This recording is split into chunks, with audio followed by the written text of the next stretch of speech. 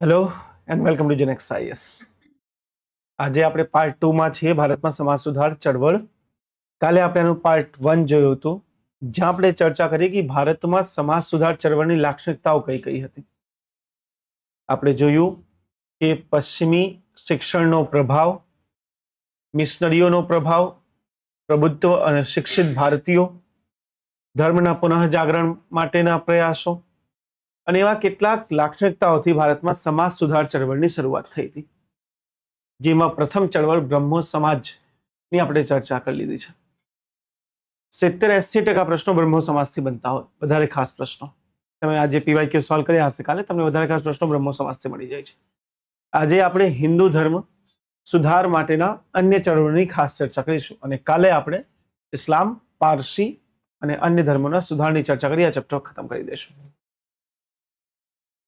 હિન્દુ ધર્મમાં જે બીજી ચળવળ છે, મોસ્ટ ઇમ્પોર્ટન્ટ, અને યુપીએસસીએ 2023ના મેન્સમાં પણ પૂછ્યું છે, એ છે Young Bengal movement. Young Bengal movement by Henry Derozio. હવે આ યંગ બંગાળ મુવમેન્ટ શું છે અને પ્રિલિમ્સમાં કેવા પ્રશ્નો બને છે એ થોડું ધ્યાનથી સમજીએ. જ્યાં એક બાજુ આપણે જોયું કે બ્રહ્મો સમાજ એક રિફોર્મિસ્ટ મુવમેન્ટ હતી.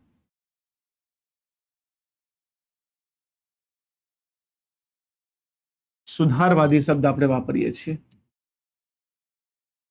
બ્રહ્મો સમાજ એક સુધારવાદી ચળવળ હતી. એની સામે યંગ બંગાળ મુવમેન્ટ સુધારવાદી ના થઈને રેડિકલ છે, ઉગ્ર ચળવળ છે. એમના વચ્ચેનો પ્રાથમિક જે અંતર, તફાવત હોય એ આપણે ખાસ જાણવું પડશે, કેમ કે પ્રિલિમ્સમાં તમને આ પ્રકારના સ્ટેટમેન્ટ સૌથી પહેલા જોવા મળે છે કે યંગ બંગાળ મુવમેન્ટ કેવી ચળવળ હતી. યંગ બંગાળ મુવમેન્ટ એક રેડિકલ, ઉગ્ર ચળવળ હતી. મતલબ એ સુધાર કરતા જે સ્થાપિત પરિસ્થિતિ છે એના વિરુદ્ધ લડવામાં વધારે વિશ્વાસ રાખતા હતા. હવે હેનરી દેવરાજીઓ હતું કોણ? તો આ પુર્તગાળી મુખ્યનો ભારતમાં જન્મેલો વ્યક્તિ છે. મૂળ પુર્તગાળી હતા અને ભારતમાં એનો જન્મ થયો છે, એટલે આને આપણે એંગ્લો પોર્ચુગીઝ પણ કહી શકીએ. ઇન્ડિયન પોર્ચુગીઝ આ એક બે મિશ્ર નો વ્યક્તિ છે, અને માત્ર 17 વર્ષની ઉંમર એ કલકત્તાના હિન્દુ કોલેજમાં પ્રોફેસર બની જાય છે. માત્ર 17 વર્ષની ઉંમરમાં એ ભણાવી રહ્યા છે, એટલે ટેલેન્ટેડ વ્યક્તિ હશે તો જ ભણાવતા હશે. અને જે કોલેજમાં એડમિશન લે છે ત્યાં એમને એમના વિચારોનો પ્રચાર કર્યો છે. યંગ બંગાળ મુવમેન્ટ પ્રાથમિક રૂપે કલકત્તાના શહેરી વિસ્તારો અને શિક્ષિત વર્ગ સુધી સીમિત છે. આ વાત ખાસ ધ્યાન રાખજો. યંગ બંગાળ મુવમેન્ટ ના તો ગામડાઓમાં ગઈ છે, ના લોકો સુધી, આ શિક્ષિત વર્ગ સુધી સીમિત છે. કેવા પ્રયાસો આ લોકો કરતા? તો આ લાઇબ્રેરીમાં મીટિંગ કરે છે, ન્યૂઝપેપર છાપે છે અને લોકો સુધી પોતાની વાત પહોંચાડવાનો પ્રયાસ કરે છે, અને સમાજમાં ઉગ્ર રૂપે સુધાર લાવવાનો પ્રયત્ન કરશે. જેમ કે એમને હિન્દુ અને ઇસ્લામની પ્રથાઓ છે એનો ખંડન કર્યો છે, દરેક પ્રથાઓ. હવે એ અસ્પૃશ્યતા હોય, એ ઇસ્લામમાં છે ને કે દારૂ ના પીવી જોઈએ, તો ખુલ્લેઆમ લોકો દારૂ પીતા. હિન્દુઇઝમમાં છે કે ગાયનું માંસ ના ખાવું જોઈએ, તો ખુલ્લેઆમ ગાયનું માંસ ખાતા. આટલા ઉગ્ર વિચારોના છે. એ સ્થાપિત વ્યવસ્થાને તોડવાના પ્રયાસમાં હતા. પરંતુ પ્રોબ્લેમ વસ્તુ શું થઈ કે માત્ર 19 કે 22 વર્ષની ઉંમરમાં એમની મૃત્યુ થઈ જાય છે. બહુ વહેલા, 22 ને 32 વર્ષની ઉંમરમાં મૃત્યુ થઈ જાય છે કોલેરાના લીધે. ને બહુ ઓછું જીવન રહ્યું છે આ વ્યક્તિનું. અને પ્રોબ્લેમ આ હતી કે જેમ બ્રહ્મો સમાજ એક સંસ્થા હતી, બ્રહ્મો સમાજ વિચારિક સંસ્થા હતી. રાજા રામમોહન રાયને જવાબ બાદ દેવેન્દ્રનાથ ટેગોર, દેવેન્દ્રનાથ ટેગોર પછી કેશવચંદ્ર સેન, આ સંસ્થા કન્ટિન્યુ રહી, આગળ ચાલતી રહી. લોકોએ આના વિચારને પ્રભાવિત કરી છે. પરંતુ યંગ બંગાળ મુવમેન્ટ ઉગ્રવાદી મુવમેન્ટ છે, એટલે હેનરી દેવરાજીઓ બાદ આ મુવમેન્ટ ચાલી ના શકી. બહુ જ અલ્પકાલીન, ટૂંક સમય ચાલતી આ સંસ્થા હતી હેનરી દેવરાજીઓની યંગ બંગાળ મુવમેન્ટ. હવે જો યુપીએસસી નો પ્રશ્ન.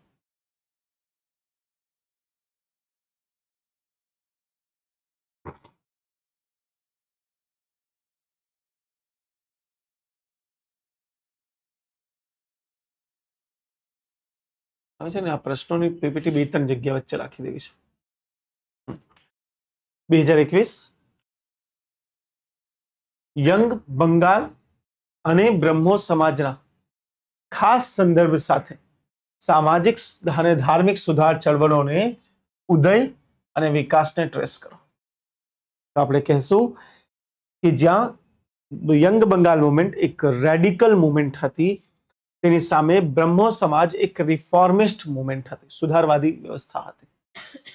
બંનેનો લક્ષ્ય એક છે, સમાજ સુધાર, પરંતુ માર્ગ જુદા જુદા હતા. આ તમારો ઇન્ટ્રો થઈ ગયો. ઇન્ટ્રોમાં તમે આ બે મુવમેન્ટને ખાસ એક્સપ્લેન કરી દીધું છે.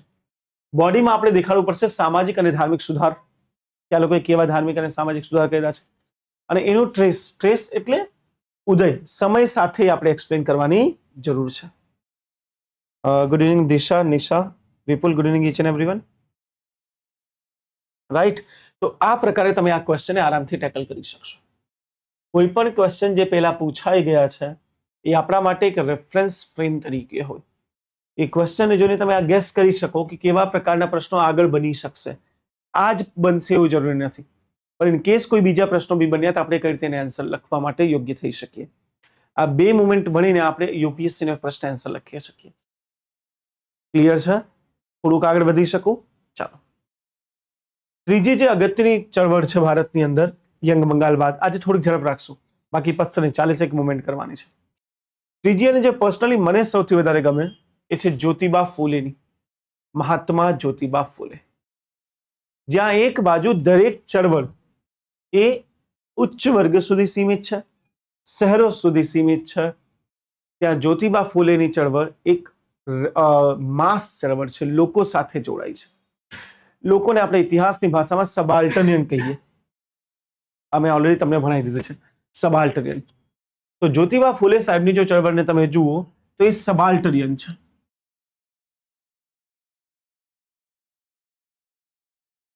એટલે કે એ ગ્રામીણ ક્ષેત્રોમાં એમનું મુખ્ય કેન્દ્ર હતું, લોકો સાથે સીધા કોન્ટેક્ટમાં હતા, અને ભાષા સહેલી જે સામાન્ય લોકો પણ સમજી શકે. બ્રહ્મો સમાજ અને યંગ બંગાળ મુવમેન્ટની સૌથી મોટી પ્રોબ્લેમ આ હતી કે શહેરો સુધી સીમિત છે અને શિક્ષિત વર્ગ સુધી. આ પહેલી વાર કોઈ નીચેથી ઉપર આવીને સુધાર કરવાનો પ્રયાસ કરી રહ્યો છે, જેને ફ્રોમ વિધિન આપણે કહી દઈએ, સમાજના અંદરથી સુધારનો ઉદય. જ્યોતિબા ફૂલે સાહેબ પોતે માલી કમ્યુનિટીથી હતા, અને એમને જે પ્રકારનો સુધાર કર્યો છે એ અવિશ્વસનીય છે. એ સમયમાં જે ત્યારે પોતે અસ્પૃશ્ય અથવા છૂત જેને આપણે કહીએ એ કેટેગરીમાં આવતા છતાંય એમને સમાજમાં આટલો મોટો ફાળો ભજવી દીધું છે. મુખ્ય કાર્યો કયા હતા? એમને જાતિ પ્રથા વિરુદ્ધ સૌથી મોટી ચળવળ ઓપન કરી હતી. એમને કીધું કે જાતિનો આધાર જ ખોટો છે, જાતિ રહેવી જ ના જોઈએ. આટલું જ નહીં, વિવાહની અંદર જે વિધિઓ હોય, જે વિધાયકા સંસ્કૃતમાં હોય છે, જ્યોતિબા ફૂલે સાહેબે વિવાહની વિધિઓમાં પરિવર્તન કરી દીધું, અને વિવાહની વિધિઓ શુદ્ધ મરાઠી ભાષામાં, કેમ કે મહારાષ્ટ્રથી હતા, એટલે શુદ્ધ મરાઠી ભાષામાં વિવાહની વિધિઓ લખવામાં આવી. અને વધારે ખાસ સંસ્કૃત જે આપણી સભ્યતાઓ છે તેની અંદર તમે એક વસ્તુ જોશો કે વિવાહની વિધિમાં મહિલાઓને જવાબદારી આપવામાં આવે છે અને પુરુષને મહાન ગણવામાં આવે છે. જ્યોતિબા ફૂલેની વિધિઓમાં મહિલા અને પુરુષને એક સમાન રાખવામાં આવ્યું. બંનેને વિવાહનો જે બંધન હોય એમાં સમાન રીતે બાંધવામાં સમાન જવાબદારી આપી છે. એટલે સ્ત્રી પુરુષની સમાનતા આ સ્તર પર જ્યોતિબા ફૂલે લઈ ગયા. અહીંયા જ નથી રોકાયા, એમને બહુ બધું કામ કર્યું છે શિક્ષણ માટે. એમનું એક બહુ ફેમસ વિધાન છે કે શિક્ષણ ના હોય તો જ્ઞાન નહીં હશે, જ્ઞાન નહીં હોય તો આવક નહીં હશે, આવક નહીં હશે તો દુર્ગતિ થઈ જશે. એટલે એમને શિક્ષણને સામાજિક ભેદભાવ અને જાતિ પ્રથા સાથે જોડી દીધું છે. એમને જણાવ્યું કે કઈ રીતે ભારતમાં શૂદ્રોની પરિસ્થિતિ ખૂબ જ ખરાબ છે. એનું મુખ્ય કારણ શૂદ્રો પાસે આવકની અછત છે, ઇકોનોમિક ગેઇન નથી. અને કેમ નથી? કેમ કે એની પાસે શિક્ષણ નથી. તો મોસ્ટ ઇમ્પોર્ટન્ટ વસ્તુ એજ્યુકેશન રહેવું જોઈએ. અને એટલે જ જ્યોતિબા ફૂલે ભારતમાં પ્રથમ બાળિકાઓ માટે સ્કૂલની સ્થાપના કરી, ગર્લ કોલેજની સ્થાપના કરી, ગર્લ સ્કૂલ. આ ભારતનું ફર્સ્ટ ગર્લ સ્કૂલ હતું. એમની વાઇફ શ્રી સાવિત્રીબાઈ ફૂલે ના સહયોગથી. ઇન્ડિયાનું ફર્સ્ટ ગર્લ્સ સ્કૂલ આમને સ્થાપિત કર્યું છે. આટલું જ નહીં, એમને એમના ઘરની અંદર જે પર્સનલ પાણીનો કૂવો હતો, એ જમાનામાં એવું કહેવાતું, આપણે એક એવા જમાનાની વાત કરી છે જ્યાં અછૂત વ્યક્તિની પડછાયો પણ પાણી ઉપર ના પડવું જોઈએ. પાણી ટચ તો તમે કરી જ ના શકો, પડછાયો બી પાણી ઉપર પડી જાય તેને અપવિત્ર કહેવાતું. આ સમાજમાંથી આપણે આવ્યા છીએ, ઇમેજિન કરો, જ્યાં પવિત્ર અને અપવિત્રનો વિભાજન એટલું સ્ટ્રિક્ટ છે કે જો પાણીનો સ્ત્રોત કોઈ એવો વ્યક્તિ ટચ કરી લે જેને આપણે અપવિત્ર કહેતા, તો એને પબ્લિકલી પથ્થર મારવામાં આવતું જ્યાં સુધી મરી ના જાય. અને પછી પૂરા પાણીને ગંગાજળ નાખીને શુદ્ધ કરવામાં આવે છે. ઇવન તમે જોયું હશે, ડોક્ટર બી આર આંબેડકર સાહેબે મહાર આંદોલનની અંદર તળાવમાંથી પાણી કાઢી લીધું હતું. એ તો બધા ભણાવે છે, એના પછી શું થયું કોઈ નથી ભણાવતું. એના પછી ઉચ્ચ વર્ગોએ જે લોકો આ આંદોલનમાં સામેલ હતા એ બધાને ઘરે જઈ જઈને એને માર્યું છે. અને પછી તળાવમાં ગંગાજળ નાખીને શુદ્ધિકરણ કરવામાં આવ્યું છે. આ તો કોઈ નથી ભણાવતું. આપણે આ સમાજથી આવ્યા છીએ.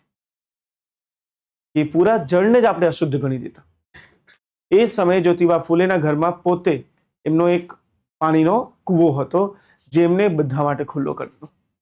એમને કીધું કોઈ છૂત નથી, કોઈ અછૂત નથી, જેને આવો બધા આવો અને આમાંથી પાણી પીવો. આ એ સમય માટે બહુ મોટી વાત કહેવાય. મુખ્ય એમના શિક્ષણના કેન્દ્રમાં મહાર સમુદાયને રાખ્યો તો મહાર સમુદાયને શિક્ષિત કરવાનો પ્રયાસ કરી રહ્યા હતા. પરંતુ આ વ્યક્તિએ ક્યારે અન્ય કોઈ પણ વ્યક્તિને શિક્ષણની ના નથી પાડી. તમે બ્રાહ્મણ છો, તમે શુદ્ર છો, તમે વૈશ્ય છો, એ બધાને શિક્ષણ સમાન રૂપે આપતા. ડોક્ટર બી આર આંબેડકરની જ્યારે આપણે વાત કરીએ તો એ 1920-1921ના સમયે ખાસ પ્રચલિત થયા છે. ત્યારે અંગ્રેજોનો ખાસો પ્રભુત્વ હતો અને ભારતના સમાજમાં મોટું પરિવર્તન પણ થઈ ગયું છે. પરંતુ જ્યોતિબા ફૂલે સાહેબ એ સમય છે જ્યારે સમાજ એની કટ્ટરતાની ચરમસીમાએ હતો અને ત્યારે આ બધું પ્રયાસ કરી રહ્યા છે. એટલે જ્યારે આંબેડકર સાહેબને પૂછવામાં આવ્યું કે તમે કોને ગુરુ માનો છો, તમને 3 નામ આપ્યા, ગૌતમ બુદ્ધ, કબીર અને જ્યોતિબા ફૂલે. કેમ કે એ વ્યક્તિના પ્રયાસો એવી પરિસ્થિતિમાં એ કોઈ વિચારી પણ ના શકે જે હતા.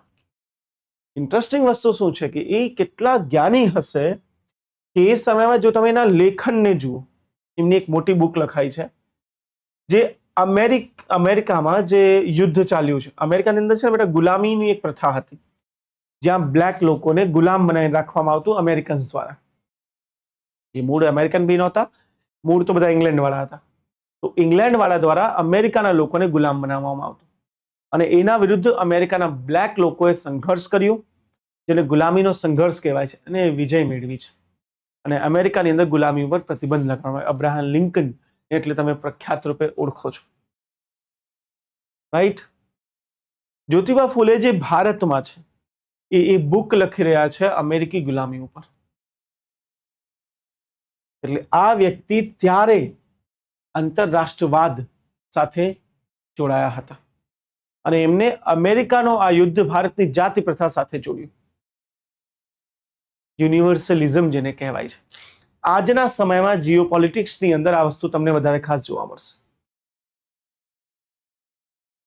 ગુડ આફ્ટરનૂન સાહેબ, મેડમના પિતાજી છે. Good afternoon. ઓકે, આમ સિરિયસ લેક્ચરમાં એક કમેન્ટ આવી જાય ને સ્માઇલ આવી જાય ફેસ પર. મેડમના પિતાજી મારા લેક્ચરમાં કમેન્ટ કરે good afternoon sir. Okay, sorry. તો આપણે ક્યાં હતા? હા, આજના સમયમાં એક નવી પ્રથા છે. તમે જુઓ, આંતરરાષ્ટ્રીય સંબંધો સાથે જોડાણ. જેમ કે ભારતની કોઈ સમસ્યા હોય તો આપણે દુનિયાની સમસ્યા સાથે જોડવાનો પ્રયાસ કરીએ. આ વસ્તુ આજના ઇન્ટરનેશનલ રિલેશનમાં છે જે જ્યોતિબા ફૂલે આજથી 200 વર્ષ પહેલા લઈ આવ્યા છે.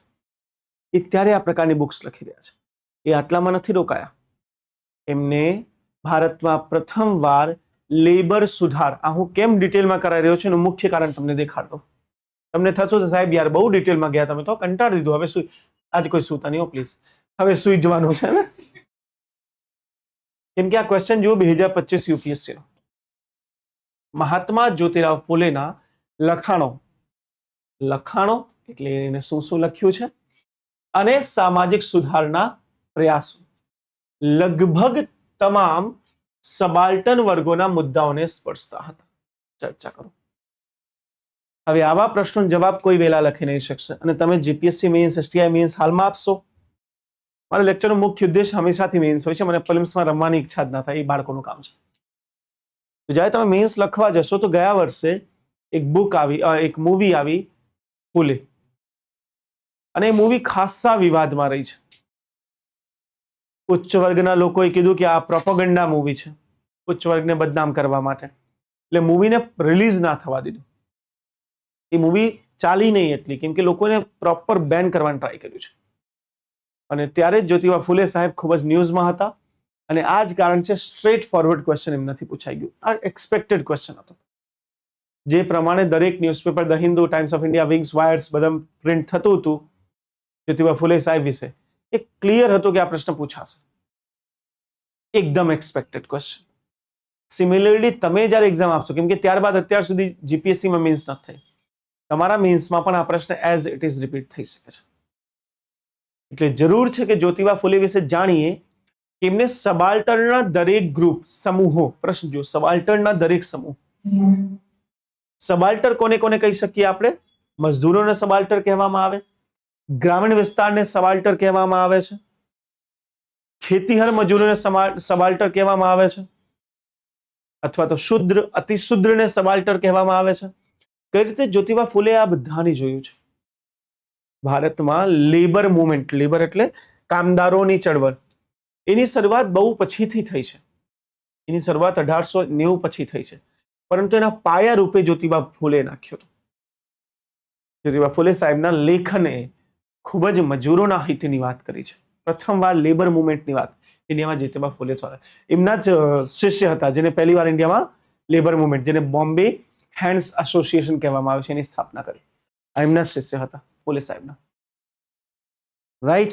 તો ઇકોનોમીમાં આમની પકડ સારી છે, લેબર વિશે વિચાર કરી રહ્યા છે, જાતિ સુધાર તરફ ખાસ ધ્યાન દોરી રહ્યા છે, મહિલાઓના શિક્ષણ, મહિલાઓના અધિકાર, અને એના કરતા ઇમ્પોર્ટન્ટ વસ્તુ છે, જો કેમ આ વ્યક્તિ જાતિ વર્ણ કરતા ઉપર છે, મને પર્સનલી કેમ એટલા ગમે.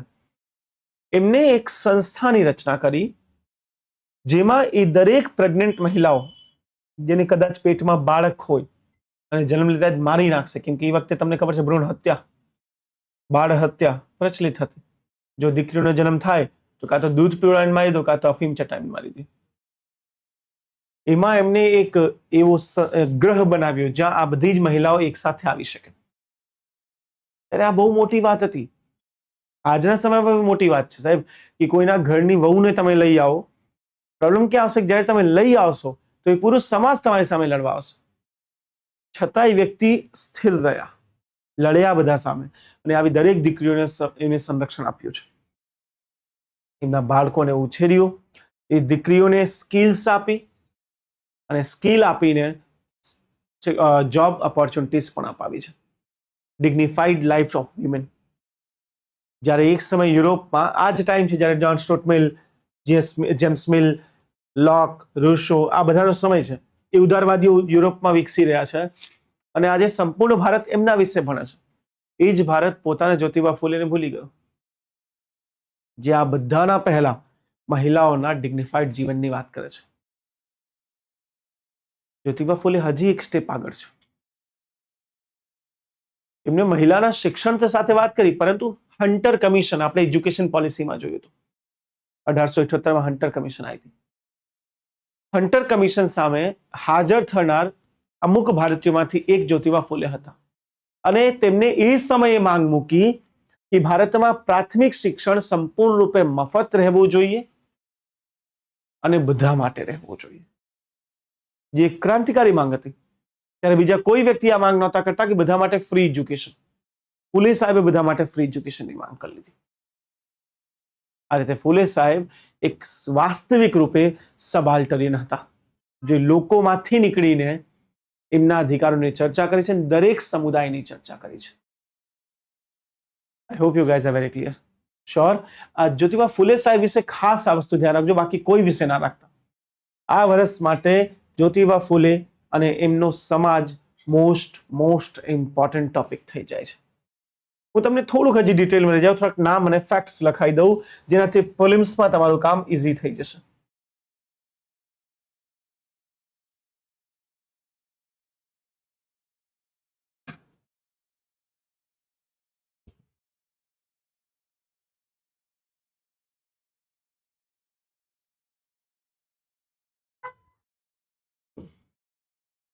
એમની મુખ્ય બુક્સ જે એમને લખી છે એની અંદર સૌથી ઇમ્પોર્ટન્ટ છે, સોરી, એમનો સમાજ સત્ય શોધક સમાજ. આ સંસ્થાની એમની રચના કરી, જેનું વાસ્તવિક નામ છે ટ્રુથ સીકર. સત્ય શું છે? એમને કીધું કે સત્ય જે તમે જાણો છો, જે પંડિતો કે પુરોહિતો કહી રહ્યા છે, એ સત્ય નથી. સત્ય ક્યાંક બીજી જગ્યા છે અને એ જાણવા માટે જ્ઞાન એકમાત્ર સ્ત્રોત છે. સત્ય શોધક સમાજની સ્થાપના જ્યોતિબા ફુલે સાહેબે કરી હતી. મહાન લોકો એની સાથે જોડાયા હતા. ત્યારબાદ ભારતની પ્રથમ કન્યા શાળા 1848માં એમને સ્થાપિત કરી છે અને વિધવા કલ્યાણ સંસ્થા, જેમાં બાલ હત્યા પ્રતિબંધક ગૃહ ને સ્થાપના કરી છે. આમાંથી કોઈ પણ વસ્તુ તમારા પ્રિલિમ્સનો ક્વેશ્ચન બની શકે છે. રાઈટ? લખી રહ્યા છો મારી સાથે? હું થોડુંક ફાસ્ટ જઈશ બેટા, કેમ કે લખાવા બેસીશ તો પતશે નહીં આજના દિવસમાં. ઓકે, એમની રચનાઓ, કેમ કે યુપીએસસીમાં ખાસ પ્રશ્ન છે, એમની લેખન રચનાઓ સાથે ચર્ચા કરો. ઓકે, રચનાઓમાં સૌથી ઇમ્પોર્ટન્ટ છે 1873 ની અંદર ગુલામગીરી. ગુલામગીરી જે મેં તમને વાત કરી, અમેરિકામાં ગુલામો દ્વારા, કાળા લોકો દ્વારા પોતાના અધિકારોનો સંઘર્ષ, એને ગુલામગીરી આપણે કહીએ છીએ. અને ફુલે સાહેબ એને ભારતની અંદર જાતિ પ્રથા સાથે જોડ્યું છે, જાતિ સંઘર્ષો સાથે જોડ્યા છે. ઓકે, એમની બીજી રચના છે શેતકાળચા આશુદ્ધ, ધ કલ્ટિવેટર્સ વિપ. આ ખેતીહર મજૂરો છે, જે ખેડૂતોમાં કામ કરી રહ્યા છે, એના અધિકારોની વાત છે કે કઈ રીતે. હવે જો ફુલે કેટલા જ્ઞાની હતા એ વિચારો. સમાજ સુધારની તો વાત કરી રહ્યા છે, એમની સાથે સાથે ફુલે સાહેબ એમ કહે છે કે ભારતમાં જે મજૂરોની દુર્દશા છે, ખેડૂતોની ખાસ, એના બે કારણ છે. એક, અંગ્રેજી અધિકારીઓ જે ભારતીયોનું ડાયરેક્ટ શોષણ કરી રહ્યા છે, કરપ્શન અને ઉચ્ચ કર લાદીને. અને બીજા, સાહુકારો જે ઉચ્ચ વ્યાજ દરે ઋણ આપે છે અને પછી ભારતના ખેડૂતોનું શોષણ કરે છે. અને આ બંને જે રીતે, આને ઇન્સ્ટિટ્યુશનલ સ્લેવરી કહેવાય છે, સંસ્થાગત રૂપે ગુલામી.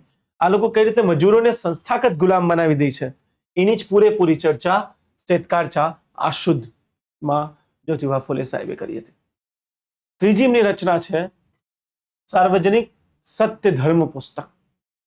આ મોસ્ટ ઇમ્પોર્ટન્ટ છે. તમને પ્રિલિમ્સમાં બીજા રીતે પ્રશ્ન બની જશે કે કઈ બુક જ્યોતિબા ફુલે સાહેબના મૃત્યુ બાદ પબ્લિશ કરવામાં આવી છે. મરણોપરાંત. આ બુક લખતા લખતા જ એમની મૃત્યુ થઈ હતી. મૃત્યુ કરતા એક વર્ષ પહેલા જ આમની આ બુક પતી અને એમની ડેથ થઈ ગઈ. એટલે આ બુક એમના ડેથ પછી પબ્લિશ થઈ છે. તમને પ્રિલિમ્સમાં સિમ્પલ પ્રશ્ન કહી દેશે કે નીચેની પૈકી કઈ બુક જ્યોતિબા ફુલે સાહેબના મૃત્યુ બાદ પબ્લિશ કરવામાં આવી હતી? તો સિમ્પલ બુક કઈ છે? સાર્વજનિક સત્યધર્મ પુસ્તક. રાઈટ? સેના ઉપર આધારિત છે બેટા? સત્યના પ્રકાશ ઉપર. કે સત્ય કોને કહેવાય છે? આ ક્યાંક ને ક્યાંક તમને મેચ કરતા દેખાશે રાજા રામમોહન રાયના વિચારોથી.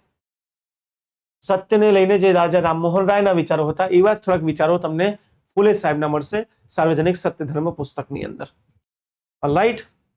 જો તમને ફુલે સાહેબને સમજવું હોય, જો એક બહુ સરસ નિબંધ, એકવાર જો હું પહેલા જ કહું કે મારા લેક્ચર છે થોડુંક વધારે ડિટેલમાં જશે બેટા, 1 2 ને ખાસ આપણે કેન્દ્રમાં રાખીએ છીએ.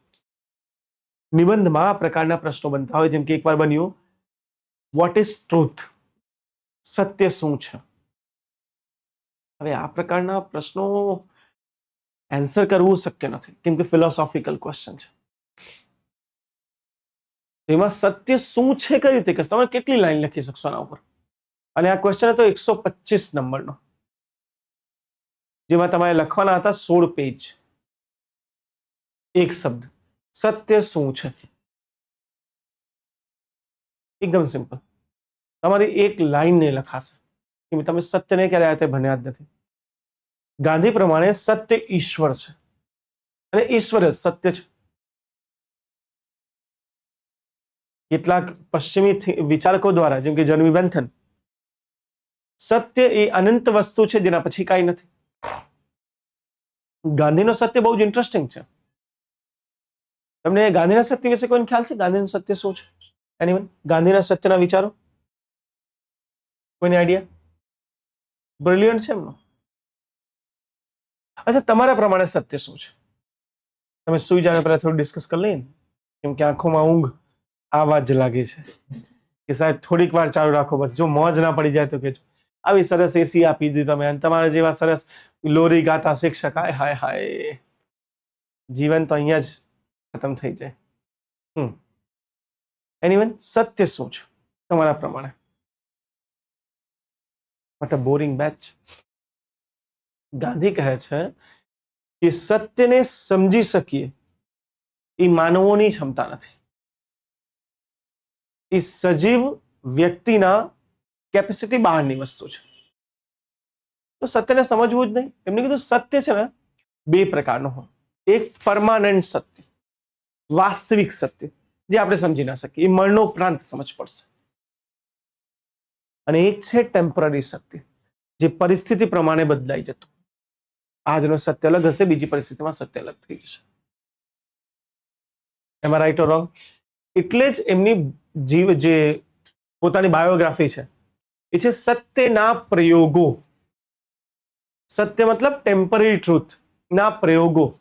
અને ગાંધીજીએ કીધું કે આવા ટેમ્પરરી સત્ય સાથે તમે સતત પ્રયોગ કરતા રહો, અને આ જ તમને પૂર્ણ સત્ય સુધી લઈ જશે. આ અપૂર્ણ સત્ય તમને પૂર્ણ સત્ય સુધી લઈ જશે. આ જ પ્રશ્ન યુપીએસસી પૂછ્યું હતું, વોટ ઇઝ ટ્રુથ? અને એના કરતા સારું તમને સત્યની જો વિભાવના જાણવી હોય તો ફૂલે સાહેબની આ એક બુક વાંચેલો ખાલી, સાર્વજનિક સત્ય ધર્મ પુસ્તક. એમાં સત્યને એટલું બ્યુટીફુલી એમને એક્સપ્લેન કર્યું છે કે સત્ય કોને કહી શકાય એ તમારા દરેક નિબંધ તમે એક ચોપડીથી લખી શકશો. સમય મળે, પાસ થાવ, પછી આ બુક ખાસ વાંચજો. મેં તમને એક બેકગ્રાઉન્ડ એટલે આપ્યું કે બુક્સના નામ યાદ રહે, બાકી યાદ નથી રહેતા. જ્યારે અમે તૈયારી કરતા ને સાહેબ, તમને સાહેબ આવ્યા હતા લખાઈ દીધું કે જ્યોતિબા ફૂલે સાહેબની ચોપડી આ બધી, અમને એક બી ના યાદ રહે, કેમ કે ખબર જ નથી ચોપડીમાં શું છે. રાઈટ. ત્રીજી એમનું લેખન છે, ત્રીજું તૃતીય રત્ન. આ બુક નથી, આ નિબંધ છે, તૃતીય રત્ન. રાઈટ. આ સેના ઉપર રાખ્યું છે. આ લખવામાં આવ્યું છે જે પાદરીઓ હતા ભારતમાં, ક્રિશ્ચિયન મિશનરી, એ કઈ રીતે ભારતીયોને ભ્રમિત કરી રહ્યા છે, ભારતીયોને ક્રિશ્ચિયાનિટીમાં કન્વર્ઝન કરી રહ્યા છે, એના ઉપર આધારિત આ બુક હતી તૃતીય રત્ન. આ નિબંધ છે, આ કોઈ બુક નથી. સોરી, નિબંધ કહું છું, નાટક છે. એક નાટક છે આ, જેમાં પાદરીઓની એક્ટિવિટી દેખાડતી, પાદરીઓ કઈ રીતે ભારતને ઉલ્લુ બનાવ્યું છે. સીસી મેન્સ બેચ લાવજો સર. બેટા માફ કરજે, મારી મેઇન ગેમ જીપીએસસી ક્લાસ 1 અથવા યુપીએસસી છે. સીસી, પીએસઆઈ, કોન્સ્ટેબલ, એસટીઆઈ હું વેલા ડીલ નથી કરતો, મારા કામની વસ્તુ નથી. કાં તો આમાં ટાઈમ આપી શકું, કાં તો પેલામાં આપી શકું, બેમાં કઈ રીતે આપી શકીશ? આપ મને કહો. એક સિમ્પલ લોજિક છે ને બેટા, મને નથી ખબર કઈ રીતે થાય, અને હું કોઈનું ઉપર નીચે નથી કહેતો, પણ એક ટીચર જે યુપીએસસીમાં ભણાઈ રહ્યો છે, હાઉ કેન યુ એક્સપેક્ટ કે એ વ્યક્તિ કોન્સ્ટેબલ બી ભણાવશે? બેના અપ્રોચ અલગ હોય, બેની ટીચિંગ મેથોલોજીસ અલગ થઈ જાય, બેના ક્વેશ્ચનનો લેવલ અલગ થઈ જાય, મેચ જ નહીં કરશે. હા, પૈસા લાલચમાં કઈ બી કરી શકીએ, વાત અલગ છે, પણ વાસ્તવિકતા આ છે કે બેના મેથડ કમ્પ્લીટલી અલગ છે. તમે એ બે ટીચરમાં જમીન આસમાનનું અંતર જોશો. એક વ્યક્તિ જે ક્લાસ 3માં ભણાવતો હશે, એના ટીચિંગમાં ફેક્ટ કેન્દ્રમાં હોય. આ લખ્યું, આવું કર્યું, પેલું કર્યું, આ કર્યું, નામ, વરસ, ગામ, વરસ. અને યુપીએસસીના ફેકલ્ટીઝ ફેક્ટથી પોતાને થોડુંક દૂર રાખે છે, કોન્સેપ્ટ ઉપર વધારે ફોકસ કરે છે. એટલે બે શિક્ષક સેમ ના થઈ શકે. મારી તેવડ જ નથી કે હું ક્લાસ 3માં ભણાવેલું. એવું નથી કે ક્લાસ 3નું ટીચિંગ નબળું હોય. હું કહું છું મારી કેપેસિટી નથી ક્લાસ 3માં ભણાવવાની. ક્લાસ 3માં ભણાવવા માટે જે રીતના ફેક્ટ્સ તમારા મગજમાં રહેવા જોઈએ, મગજમાં કોઈ પીપીટીમાં રહેવા જોઈએ, એ થોડુંક મારા સમજણની બહાર છે. મને મજા ના આવે. હું તમને આ સીધું નામ લખાઈ દેત તો ક્લાસ 3 થઈ જાત, પણ અંતરાત્મા જવાબ નહીં આપશે. અંતરાત્મા કહેશે છોકરાઓને ખબર જ નથી આમાં શું લખ્યું છે, ત્યાંનો યુઝ ક્યાં કરી શકે, તો ભણાવવાનો કોઈ ફાયદો નથી. રાઈટ. આ 4 પુસ્તક તમને યાદ રહી જશે. 4 પુસ્તક એમને 4 જુદા જુદા ક્ષેત્રમાં લખી છે. ગુલામગીરી, જાતિ પ્રથા અને ગુલામી, અમેરિકાનો ગુલામી યુદ્ધ, જેમનું આંતરરાષ્ટ્રવાદ અને ભારત સાથે જોડાણ આ દેખાડી રહ્યું છે. બીજી બુક એ મજદૂરો, ખેતીહર મજૂરો અથવા જેને આપણે ખેડૂત કહીએ, એમના હિત માટે લખી છે. ઇકોનોમિક પોલિસી, આર્થિક નીતિઓ, કે કઈ રીતે સાહુકારો અને અંગ્રેજો મળીને ભારતના ખેડૂતોનું શોષણ કરી રહ્યા છે. આ એક આર્થિક નીતિ પર લખાયેલ બુક છે. એમની ત્રીજી રચના દર્શન શાસ્ત્ર ઉપર છે, ફિલોસોફી, સત્ય. અને એમની ચોથી રચના અંગ્રેજોની ક્રિટિક છે, મિશનરીઝની ક્રિટિક છે.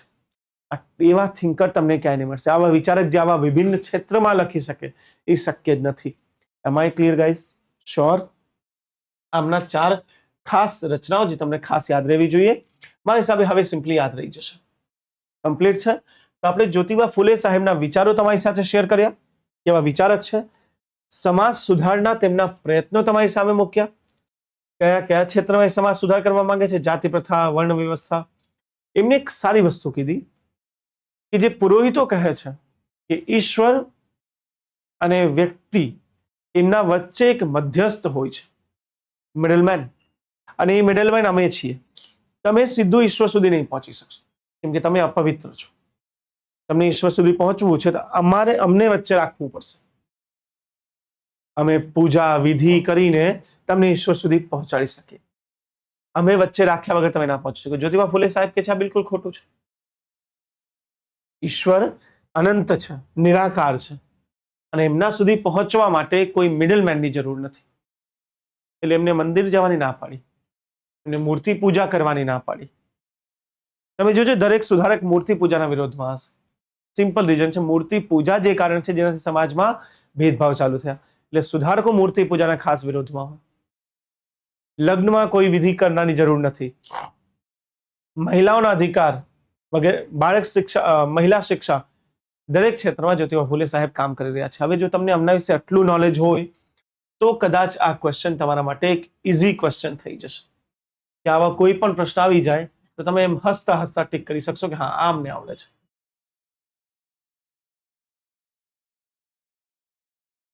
25 હવે જો ઇન્ટ્રો બોડી કન્ક્લુઝન બનાવીએ. મહાત્મા જ્યોતિરાવ ફૂલેના લખાણો અને સામાજિક સુધારના પ્રયાસો.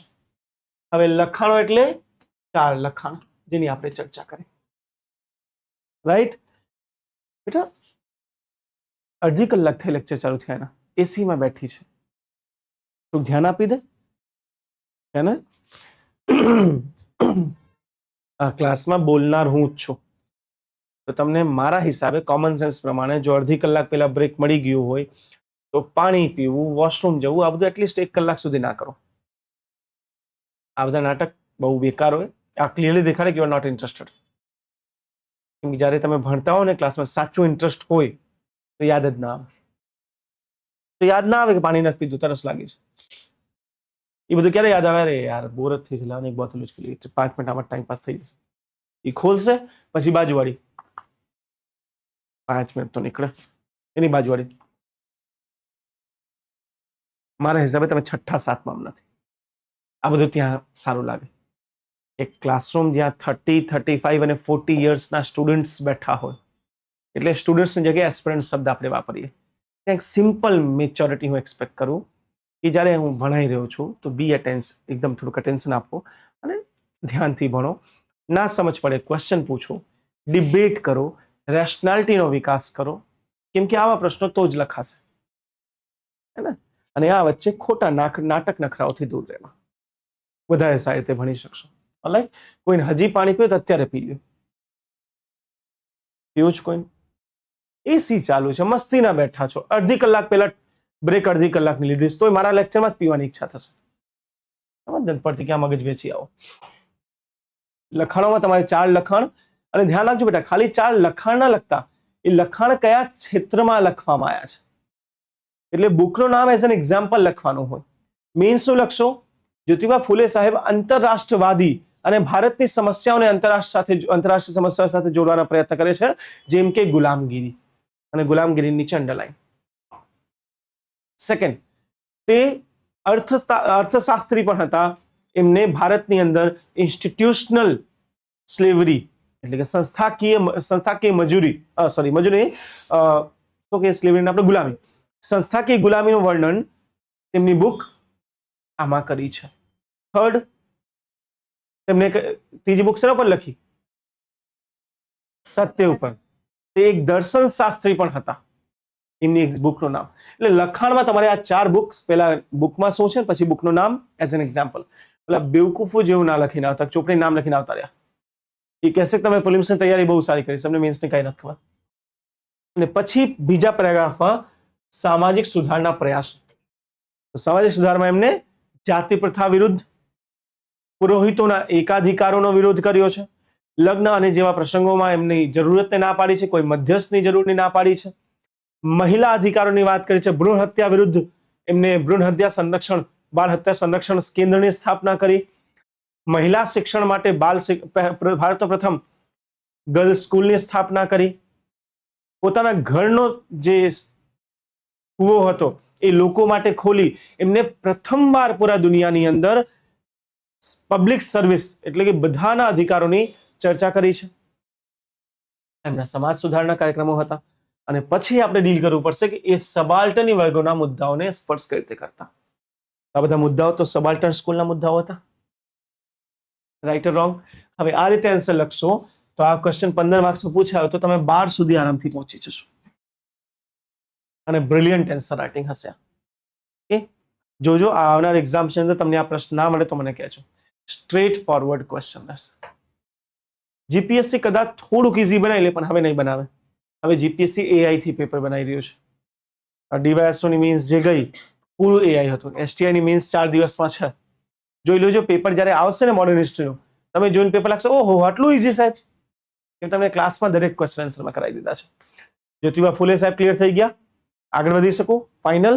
પેલા થોડાક પ્રિલિમ્સના ક્વેશ્ચન બી કરી લઈને પ્રિલિમ્સ પાસ થવી છે, ખબર પડી મેન્સ કરીને પ્રિલિમ્સ ફેલ થઈ ગયા. શાબાશ.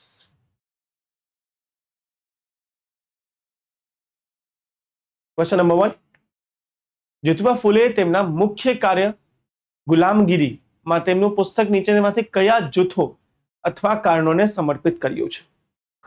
જમીનદારી પ્રણાલી સામે સંઘર્ષ કરેલા ભારતીય ખેડૂતો? નહીં. ગૃહયુદ્ધ દરમિયાન ગુલામી નાબૂદ કરવા માટે લડનાર અમેરિકી લોકો? લખ્યું આના ઉપર છે. અને એમને ભારતની જાતિ પ્રથા સામે આ ભારતના જાતિ જે શોષણ છે શુદ્ધ અને અતિશુદ્ધ એમને પ્રોત્સાહિત કરી રહ્યા છે. આ બુક લખવાનું કારણ શું હતું? આ એક સિમ્બોલિક બુક છે જે આ બતાવી રહી છે કે જુઓ અમેરિકામાં ગુલામી કેવી રીતના હતી, લોકોએ સંઘર્ષ કરીને આઝાદી મેળવી, તો ભારતમાં વિશુદ્ધ અને અતિશુદ્ધોને સંઘર્ષ કરવાની જરૂર છે. આ એક સિમ્બોલિક બુક હતી જે સંઘર્ષની વાત કરી રહી છે. ઓલરાઈટ, થર્ડ આ ક્વેશ્ચન સોલ્વ કરીએ. 1873માં સ્થાપેલ સત્યશોધક સમાજ અંગેના વિચારો જાતિ વ્યવસ્થાના સંપૂર્ણ નાબૂદી અને શુદ્રથી શુદ્ર સામાજિક આર્થિક ઉત્થાનની હિમાયત કરતી મહારાષ્ટ્રમાં આ પહેલી સુધાર ચળવળ હતી. યસ, અમારાથી પહેલી સુધાર ચળવળ હતી જે અતિ શુદ્રો અને શુદ્રોના અધિકારોના રક્ષણની વાત કરતી હતી. સેકન્ડ, સમાજે કોઈ પણ પુરોહિત મધ્યસ્થની જરૂરિયાતને નકારી કાઢી હતી અને બ્રાહ્મણ પુરોહિત વિના કરવામાં આવતી સરળ લગ્ન વિધિ પણ વિકસાવી હતી. ત્યારે સમાજ સુધારમાં ક્રાંતિકારી હતો ત્યારે સમાજ તેના સ્વદેશી પાત્રને જાળવી રાખવા માટે મુસ્લિમો અને ખ્રિસ્તીઓને ભાગીદારી પર સખ્ત પ્રતિબંધ મૂક્યો. ઇન્ટરેસ્ટિંગ વસ્તુ આ છે સદ્ય શોધક સમાજમાં, અને આ જ્યોતિબા ફૂલે સાહેબનો ઓરા જુઓ તમે. હિન્દુઓ તો સામેલ થયા હતા, ક્રિશ્ચન અને મુસ્લિમો બી સામેલ થયા હતા અને મોટા પ્રમાણમાં. આ સમાજને ક્રિશ્ચન અને મુસ્લિમોનો મોટો સપોર્ટ મળ્યો હતો. આ વિધાન બિલકુલ ખોટું છે. ક્રિશ્ચન અને મુસ્લિમોને ખાસ સામેલ કર્યું હતું. સાચો જવાબ દેજો 1 and 2. Option A is right answer. Third, ફૂલેનું કાર્ય કાર્યચા આશુદ્ધ મુખ્યતઃ નીચેનામાંથી કયા વિષય પર આધારિત છે? કર વસૂલાતમાં બ્રિટિશ અમલદારશાહીની તેની ઉદ્ધતતા માટે ટીકા.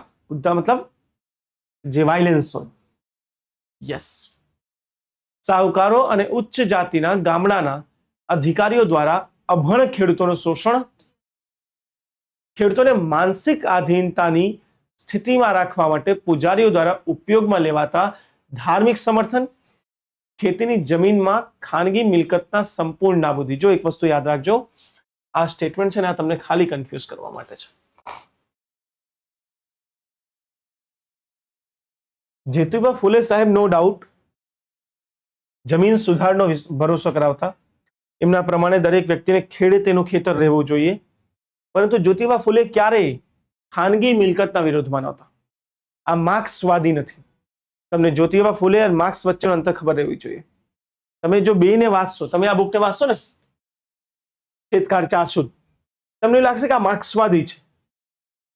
કાર્લ માર્ક્સ શું કહે છે? ખાનગી મિલકત ના રહેવી જોઈએ, મજૂરો પાસે બધા અધિકારો રહેવા જોઈએ. ક્યાંક ને ક્યાંક જ્યોતિબા ફૂલેના વિચારો આવા જ છે. એ મજૂરોના અધિકારોની વાત કરી રહ્યા છે, પરંતુ એમને ક્યારેય ખાનગી મિલકતનો વિરોધ નથી કર્યો. એમને કીધું પ્રાઇવેટ પ્રોપર્ટી તો રહેવી જોઈએ. રાઈટ? એટલે આ વિધાન એક ખોટો થઈ જશે. ઉપરના 3 સાચા છે. આ પ્રશ્નો લેવલ જો એકવાર સોલ્વ કરો, તમને કોઈ બી એક્ઝામ આપવા જશો, સ્ટ્રેટ ફોરવર્ડ ક્વેશ્ચન અહીંયાથી આવી જશે. નેક્સ્ટ, જ્યોતિબા અને સાવિત્રીબાઈ ફૂલેના શૈક્ષણિક સુધારોના સંદર્ભમાં નીચેના વિધાનો. તેમણે 1848માં પુણેના ભીડેવાડા ખાતે ભારતમાં કન્યા માટે પ્રથમ શાળાની સ્થાપના કરી. ફૂલે હન્ટર કમિશનના સભ્ય હતા, જ્યાં તેમણે જનતા માટે મફત અને ફરજિયાત પ્રાથમિક શિક્ષણની હિમાયત કરી. જો સભ્ય હતા યોગ્ય નથી, એકચ્યુઅલી હન્ટર કમિશન સામે ઉભા હતા. એ હન્ટર કમિશનના સભ્ય નહોતા. એની સામે એમને ખાલી એનું સ્ટેટમેન્ટ આપ્યું હતું. પણ આને થોડુંક આપણે નિગ્લેક્ટ કરીએ તો આ વિધાન સાચો છે. ફૂલે તેમના શૈક્ષણિક પ્રયાસો ફક્ત મહાર અને માંગ જાતિઓ પર કેન્દ્રિત કર્યા હતા. જો પ્રાથમિક રૂપે મહાર અને માંગ જાતિઓ પર એમને કેન્દ્રિત કર્યું છે, પ્રાથમિક રૂપે, પરંતુ ફક્ત નહીં. અન્ય જાતિઓમાંથી જો કોઈ આવવા માંગે શિક્ષણમાં તો આપણે ના નથી પાડતા. આ વિધાન ખોટું થઈ જશે અને 1 અને 2 સાચા છે. એમ તો 2 બી ખોટું થઈ જાય, કેમ કે હન્ટરના સભ્ય નહોતા. એ હન્ટરની સામે ઉપસ્થિત થઈને માંગ કરી હતી. હન્ટર કમિટીના સભ્ય નથી. કમ્પ્લીટ. આ રીતે જ્યોતિબા સાહેબ આપણે પતી ગયા. Good afternoon sir, got 5 minute late, hence watching online. No issue Sharma ji, आप ऑनलाइन भी देख ही लेंगे. હવે મને નથી લાગતું કે કોઈ બી એવો પ્રશ્ન બની શકશે જે જ્યોતિબા ફૂલે સાહેબથી બહાર તમને ના આવડતું એવું બની શકે. તમે ઓલમોસ્ટ લખી લેશો, એમના કોઈ બી એંગલથી પ્રશ્ન હોય છે. થોડો ટાઈમ મેં લીધો, પણ કરંટ અફેરને હંમેશા આ રીતે ડીલ કરવું પડે. ચાન્सेस આર વેરી હાઈ કે ડાયરેક્ટ જ્યોતિબા ફૂલે સાહેબથી પ્રશ્ન આવી જાય. નેક્સ્ટ ટોપિક પર આગળ વધીએ. ટોપિક તો આ જ છે, પણ મુદ્દો બદલી દઈએ આપણે. નેક્સ્ટ મુદ્દો છે આર્ય સમાજ. રાઈટ? हमने ऊपर थोड़ी बार में आवी आपने. चलो पहला ईश्वरचंद्र विद्यासागर ने कर लिए. पहला हमने कर ली ईश्वरचंद्र विद्यासागर. नाम હતું ઈશ્વરચંદ્ર, ટાઇટલ હતું વિદ્યાસાગર. આ એમને ટાઇટલ મળ્યું હતું. આ વ્યક્તિ સંસ્કૃતના નિષ્ણાંત હતા અને કલકત્તામાં જે હિન્દુ કોલેજ હતું એમના પ્રિન્સિપલ પણ બન્યા હતા. અને ઈશ્વરચંદ્ર વિદ્યાસાગરે પ્રથમવાર સંસ્કૃત ભાષા ઉપર જે એકાધિકાર માત્ર બ્રાહ્મણોનો હતો, પહેલા હતો સંસ્કૃત માત્ર બ્રાહ્મણ શીખી શકે, ઈશ્વરચંદ્ર વિદ્યાસાગરે આ વિચાર ફેરવી દીધો. એમને કીધું કે હવે સંસ્કૃત કોઈ પણ શીખી શકે છે અને હિન્દુ કોલેજના દરવાજાઓ એમને દરેક વ્યક્તિઓ માટે ખોલી દીધા. પેલા હિન્દુ કોલેજમાં જો પ્રવેશ મેળવવું હોય તો તમારું બ્રાહ્મણ રહેવું ફરજિયાત છે. ઈશ્વરચંદ્ર વિદ્યાસાગર પ્રથમ એવા પ્રિન્સિપલ બન્યા જેને હિન્દુ કોલેજમાં દરેક જાતિ માટે દરવાજો ખોલ્યો. તમે ગમે તે જાતિથી હો, તમે એડમિશન લઈ શકો છો. એટલે એમને શિક્ષણના ક્ષેત્રમાં શિક્ષાનો સાર્વભૌમિકરણ કર્યું છે. શિક્ષા બધા માટે છે, કોઈ એક માટે નહીં. સંસ્કૃત બધા માટે છે, કોઈ એક માટે નહીં. એમનું એક કાર્ય. બીજું પ્રાથમિક કાર્ય, જોનાથન ડંકન તમને યાદ હશે, એમને ગર્લ્સ સ્કૂલની સ્થાપના કરી હતી. एक्चुअली भारत में उच्च शिक्षण माटे, सॉरी जोनाथन डंकन क्या कहूं छू, हाँ जर्मी बेंथन बेथून, तो बेंथन लई बेथून बेथून कॉलेज जे बनी हती प्रथम महिलाओं माटे उच्च शिक्षणनी कॉलेज हती. ज्योतिबा फूले साहेबे जे स्कूल बनाई ए स्कूल हती प्राथमिक शिक्षण माटे. उच्च शिक्षण माटे प्रथम जे संस्था बनी छे महिलाओनी એ બેથુન કોલેજ હતી. જો સોરી ઈશ્વરચંદ્ર વિદ્યાસાગર એ બેથુન કોલેજના સેક્રેટરી પણ હતા. ગર્લ એજ્યુકેશન માટે જ્યોતિબા ફૂલેની જેમ જ સૌથી વધારે કામ ઈશ્વરચંદ્ર વિદ્યાસાગરે કર્યું છે. 32 જેટલી ગર્લ સ્કૂલને એ પર્સનલ ફંડિંગ આપતા એના અકાઉન્ટથી અને એના પ્રિન્સિપલ તરીકે કાર્ય કરી રહ્યા હતા. પણ પ્રોબ્લેમ એ હતી કે જે સ્કૂલો હતી ને એનું એજ્યુકેશન અને એનો સિલેબસ એ જે બધાને આપવામાં આવતો એના જેવું નહોતું. મહિલાઓનો સિલેબસ અને એજ્યુકેશન ગૌણ હતું. પુરુષોના સ્કૂલ અને સિલેબસ કરતા. પુરુષોને સાયન્સ, મેથ, એન્જિનિયરિંગ ભણાવવામાં આવતી, દીકરીઓને હોમ સાયન્સ, લેંગ્વેજ આવું ભણાવવામાં આવતું. બેમાં તફાવત હતી, સેમ નહોતું. પણ છતાંય ઈશ્વરચંદ્ર વિદ્યાસાગર સાહેબે ખૂબ જ પ્રયાસો આ ક્ષેત્રમાં કર્યા છે. પણ જેના માટે ભારત ઈશ્વરચંદ્ર વિદ્યાસાગરને સૌથી વધારે આજ સુધી ઓળખે છે એ છે વિધવા પુનર્વિવાહ. વિધવા પુનર્વિવાહના ખાસા પ્રયાસો બ્રહ્મ સમાજે પણ કર્યા છે. આપણે જોયું તો રાજા રામમોહન રાય સાહેબને. પરંતુ જે સફળતા મળી 1856માં લોર્ડ ડલહૌજીના શાસનકાળ હેઠળ એમને વિડો રીમેરેજ એક્ટ પાસ કર્યું છે, વિધવા પુનર્વિવાહ કાયદો, જેમાં વિધવા પુનર્વિવાહને લીગલ કહી દેવામાં આવ્યું કે વિધવા પાસે અધિકાર છે પુનર્વિવાહ કરી શકે. હવે હંમેશાની ડિબેટ છે કે વિધવા પુનર્વિવાહ હિન્દુમાં હતું કે નહોતું. હું તમારી સામે પુરાવાઓ સાથે આ પ્રમાણ મૂકું છું. આગળ તમારે એક છે, જ્યાં સુધી મેં ઋગ્વેદને વાંચ્યું છે, ઋગ્વેદમાં થોડાક ઇન્સ્ટન્સ એવા છે જ્યાં લખવામાં આવ્યું છે કે વિધવા પુનર્વિવાહ થતું. અથર્વવેદ ચેપ્ટર 18 ઘરે જઈને ક્રોસ ચેક કરી લેજો. Part 18 chapter 32 verses I think 3 or 4 verses. એમાં એક વસ્તુ લખી છે, એક મહિલા વિશે વાત થઈ જેના પતિ મરી ગયા છે, એ સ્મશાનમાં બેઠા છે. સ્મશાન કરતા જયારે ઘરેથી ડેડ બોડી લઈ જઈએ ને તો ડેડ બોડીની પાસે બેઠા છે. તો ત્યાં અથર્વવેદ કહે છે, ઓ મહિલા ઊભી થા, આ મૃતદેહને મૂક, જા તારા સંસારિક જીવનમાં પાછી જા અને જઈને લગ્ન કર, તારા બાળકોનું પાલન કર. હિન્દુ ધર્મ અથર્વવેદ ક્લિયરલી વિડો રીમેરેજની વાત કરે છે, વિધવા પુનર્વિવાહની. અગ્નિ પુરાણ, વિષ્ણુ પુરાણ, ગરુડ પુરાણ, તત્વ પુરાણ, આ દરેક પુરાણોમાં શુદ્ધ ભાષામાં લખવામાં આવ્યું છે વિધવા પુનર્વિવાહ વિશે. ક્યાંક ક્યાંક તમને નિયોગ પ્રથા જોવા મળશે, વિશેષ કર ગરુડ પુરાણમાં, જે કહે છે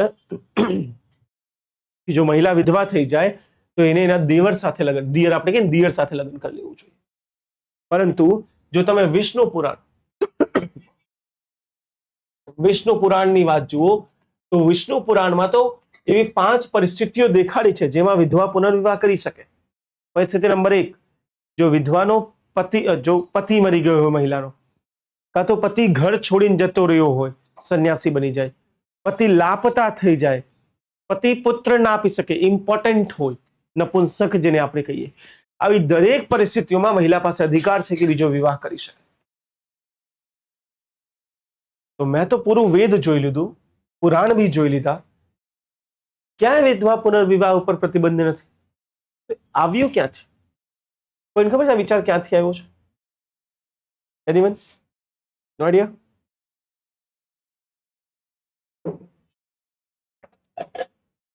એટલે હું સોર્સ કહી રહ્યો છું, જેને મેં ચેક કરવું હોય ઘરે જઈને ચેક કરી લેજો. ગરુડ પુરાણ ચેપ્ટર 40, વિષ્ણુ પુરાણ ચેપ્ટર 14, અગ્નિ પુરાણ, અથર્વવેદ ચેપ્ટર 18 વર્सेस 32. આ ઘરે જઈને ચેક લખી લેજો, બધું ક્રોસ ચેક કરી લેજો. આટલું વાંચીને આવ્યો તો જ કહેતો. ઋગ્વેદ મંડળ 10, ક્લિયર ભાષામાં દરેક જગ્યા વિધવા પુનર્વિવાહની વાત છે. ક્યાંય નથી લખ્યું કે વિધવા ખરાબ પરિસ્થિતિમાં જીવી જોઈએ. આ વિચાર ક્યાંથી આવે છે?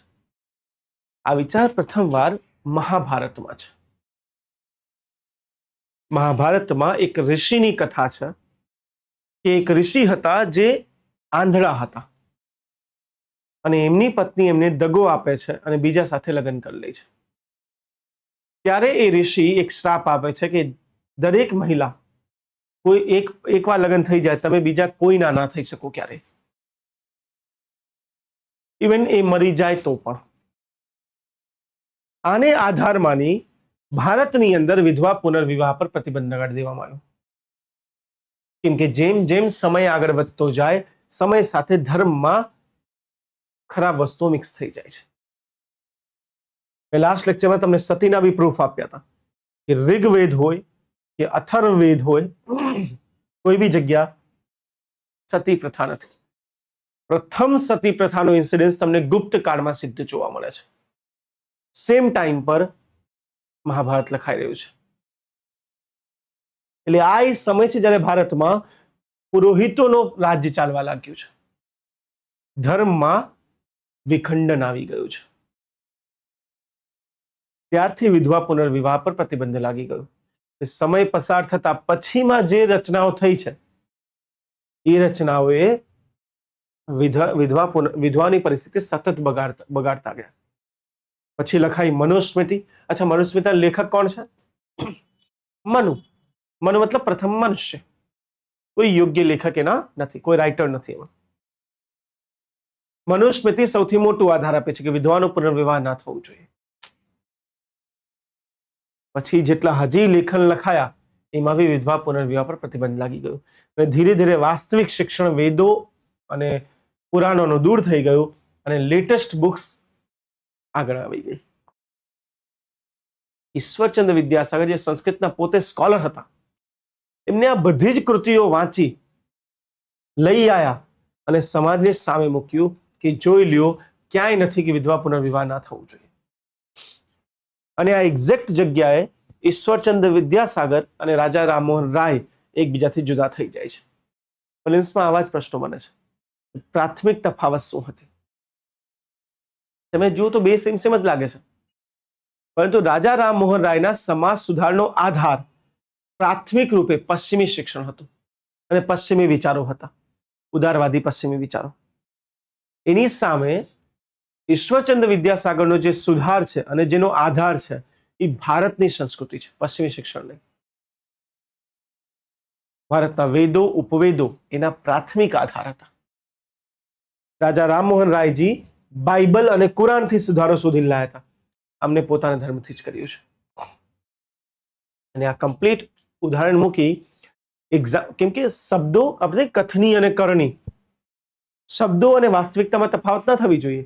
એટલે એમને પોતાના દીકરાનો વિવાહ એક વિધવા સાથે કરી દીધો અને પોતે પણ એના જીવનના અંતિમ સમયમાં વિધવા સાથે વિવાહ કરે છે.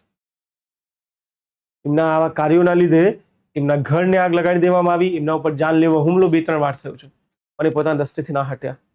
અને ફાઇનલી 1856 દિવસ છે જ્યારે ભારતમાં વિધવા પુનર્વિવાહ લીગલાઇઝ થઈ ગયો. ઓબ્વિયસલી પરિસ્થિતિ તરત જ ના બદલાય, પણ આ કારણથી ધીરે ધીરે ધીરે ભારતમાં વિધવાઓની પરિસ્થિતિ સુધરવા લાગી. આ અને જ્યોતિબા ફૂલે બે એક જ કાળના છે, બે એક સમયના છે. જ્યાં ફૂલે સાહેબ મહારાષ્ટ્રમાં પ્રયાસો કરી રહ્યા છે, ઈશ્વરચંદ્ર વિદ્યાસાગર બંગાળમાં પ્રયાસો કરી રહ્યા છે. બેના પ્રયાસોમાં તમને ખાસી સમાનતાઓ અને વિરોધાભાસ બી જોવા મળશે. શું ઈશ્વરચંદ્ર વિદ્યાસાગર વિશે તમને એકદમ ક્લિયર થઈ ગયું છે બધી વસ્તુ? 100%. આપ ખૂબ જ મહાન હતા ભાઈ, એમના વિશે ખાસ ધ્યાન રાખજો. ઓકે, એના કાર્યો ખાસ જોઈ લેજો એકવાર.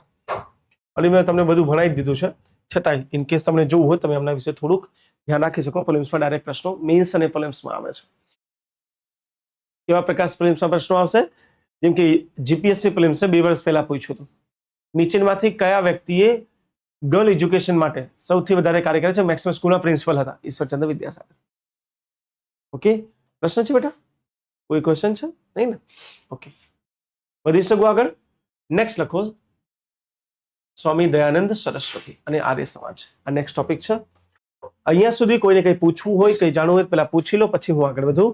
1 કલાક પતી ગઈ છે. કોઈને પાણી પીવું પી લો, ફ્રેશ થવું થઈ જાઓ. હું એક જ મિનિટમાં આવ્યો બેટા. કોઈને કંઈ ફ્રેશ થવું હોય, પાણી પીવું પી લો 2 મિનિટ માટે. કોઈ લાઈવ કોઈ ક્વેશ્ચન તમે ટાઈપ કરી શકો, હું આન્સર આપી દઈશ, પછી આપણે નેક્સ્ટ ટોપિક પર જઈએ.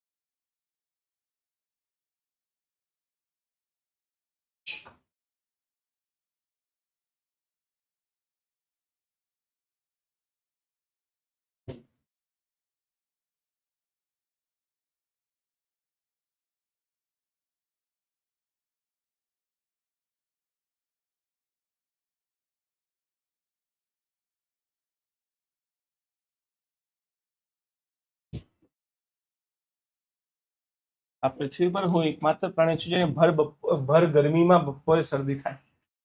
તો શરદી, ગળામાં ઇન્ફેક્શન, બોલાતું જ નથી, તકલીફ પડી જાય બોલો. અને તમે અડધી કલાકમાં પાણી પીઓ તો મગજ જાય જ નહીં. પાણી મારે પીજો તમે પીઓ ડોબો. સમજો. સ્વામી દયાનંદ સરસ્વતી સાહેબ સૌથી વિવાદિત ફિગર, સૌથી વિવાદિત વિચારક એ સમયના. વિવાદિત એટલે કહું છું કેમ કે ખતરનાક વિચારો હતા એમના સાહેબ.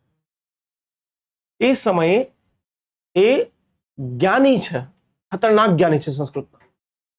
બધા વેદો વાંચી લીધા. વેદો વાંચ્યું, વેદને સમજાવ. વેદો છે ને બહુ અઘરા છે. એના એ જે લખ્યું છે એને આપણે પ્રાચ્ય સંસ્કૃત ભાષા કહીએ છીએ, ક્લાસિકલ સંસ્કૃત. બહુ ઓછા લોકોને આવડે. ખતરનાક ભાષામાં લખ્યું. તો વેદોને સમજાવવા માટે પછી ઉપવેદો લખવામાં આવ્યા.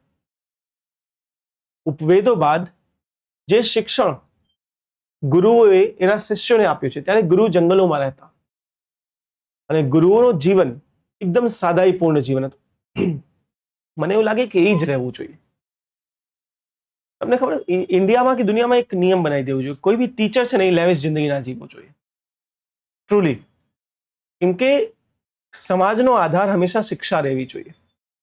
શિક્ષાનો વ્યાપારીકરણ થઈ ગયો છે આજે. સવારના લેક્ચરમાં મેં આ વાત કરી. હાલમાં જ યુપીએસસી રિઝલ્ટ આવ્યું 7 દિવસ પહેલા, અને ઇન્ડિયામાં તમને ખબર છે આ પહેલી વાર એવું થયું કે એક વર્ષમાં 5 લાખ કરતા વધારે આઈએએસ બની ગયા. અમે સવારના લેક્ચરમાં વાત કરી 5 લાખ આઈએએસ એક વર્ષમાં. યુપીએસસી માં સીટ હતી 680, 5 લાખ આઈએએસ બની ગયા છે. ક્યાંથી? કોચિંગ સેન્ટરોએ બનાવી દીધા સાહેબ.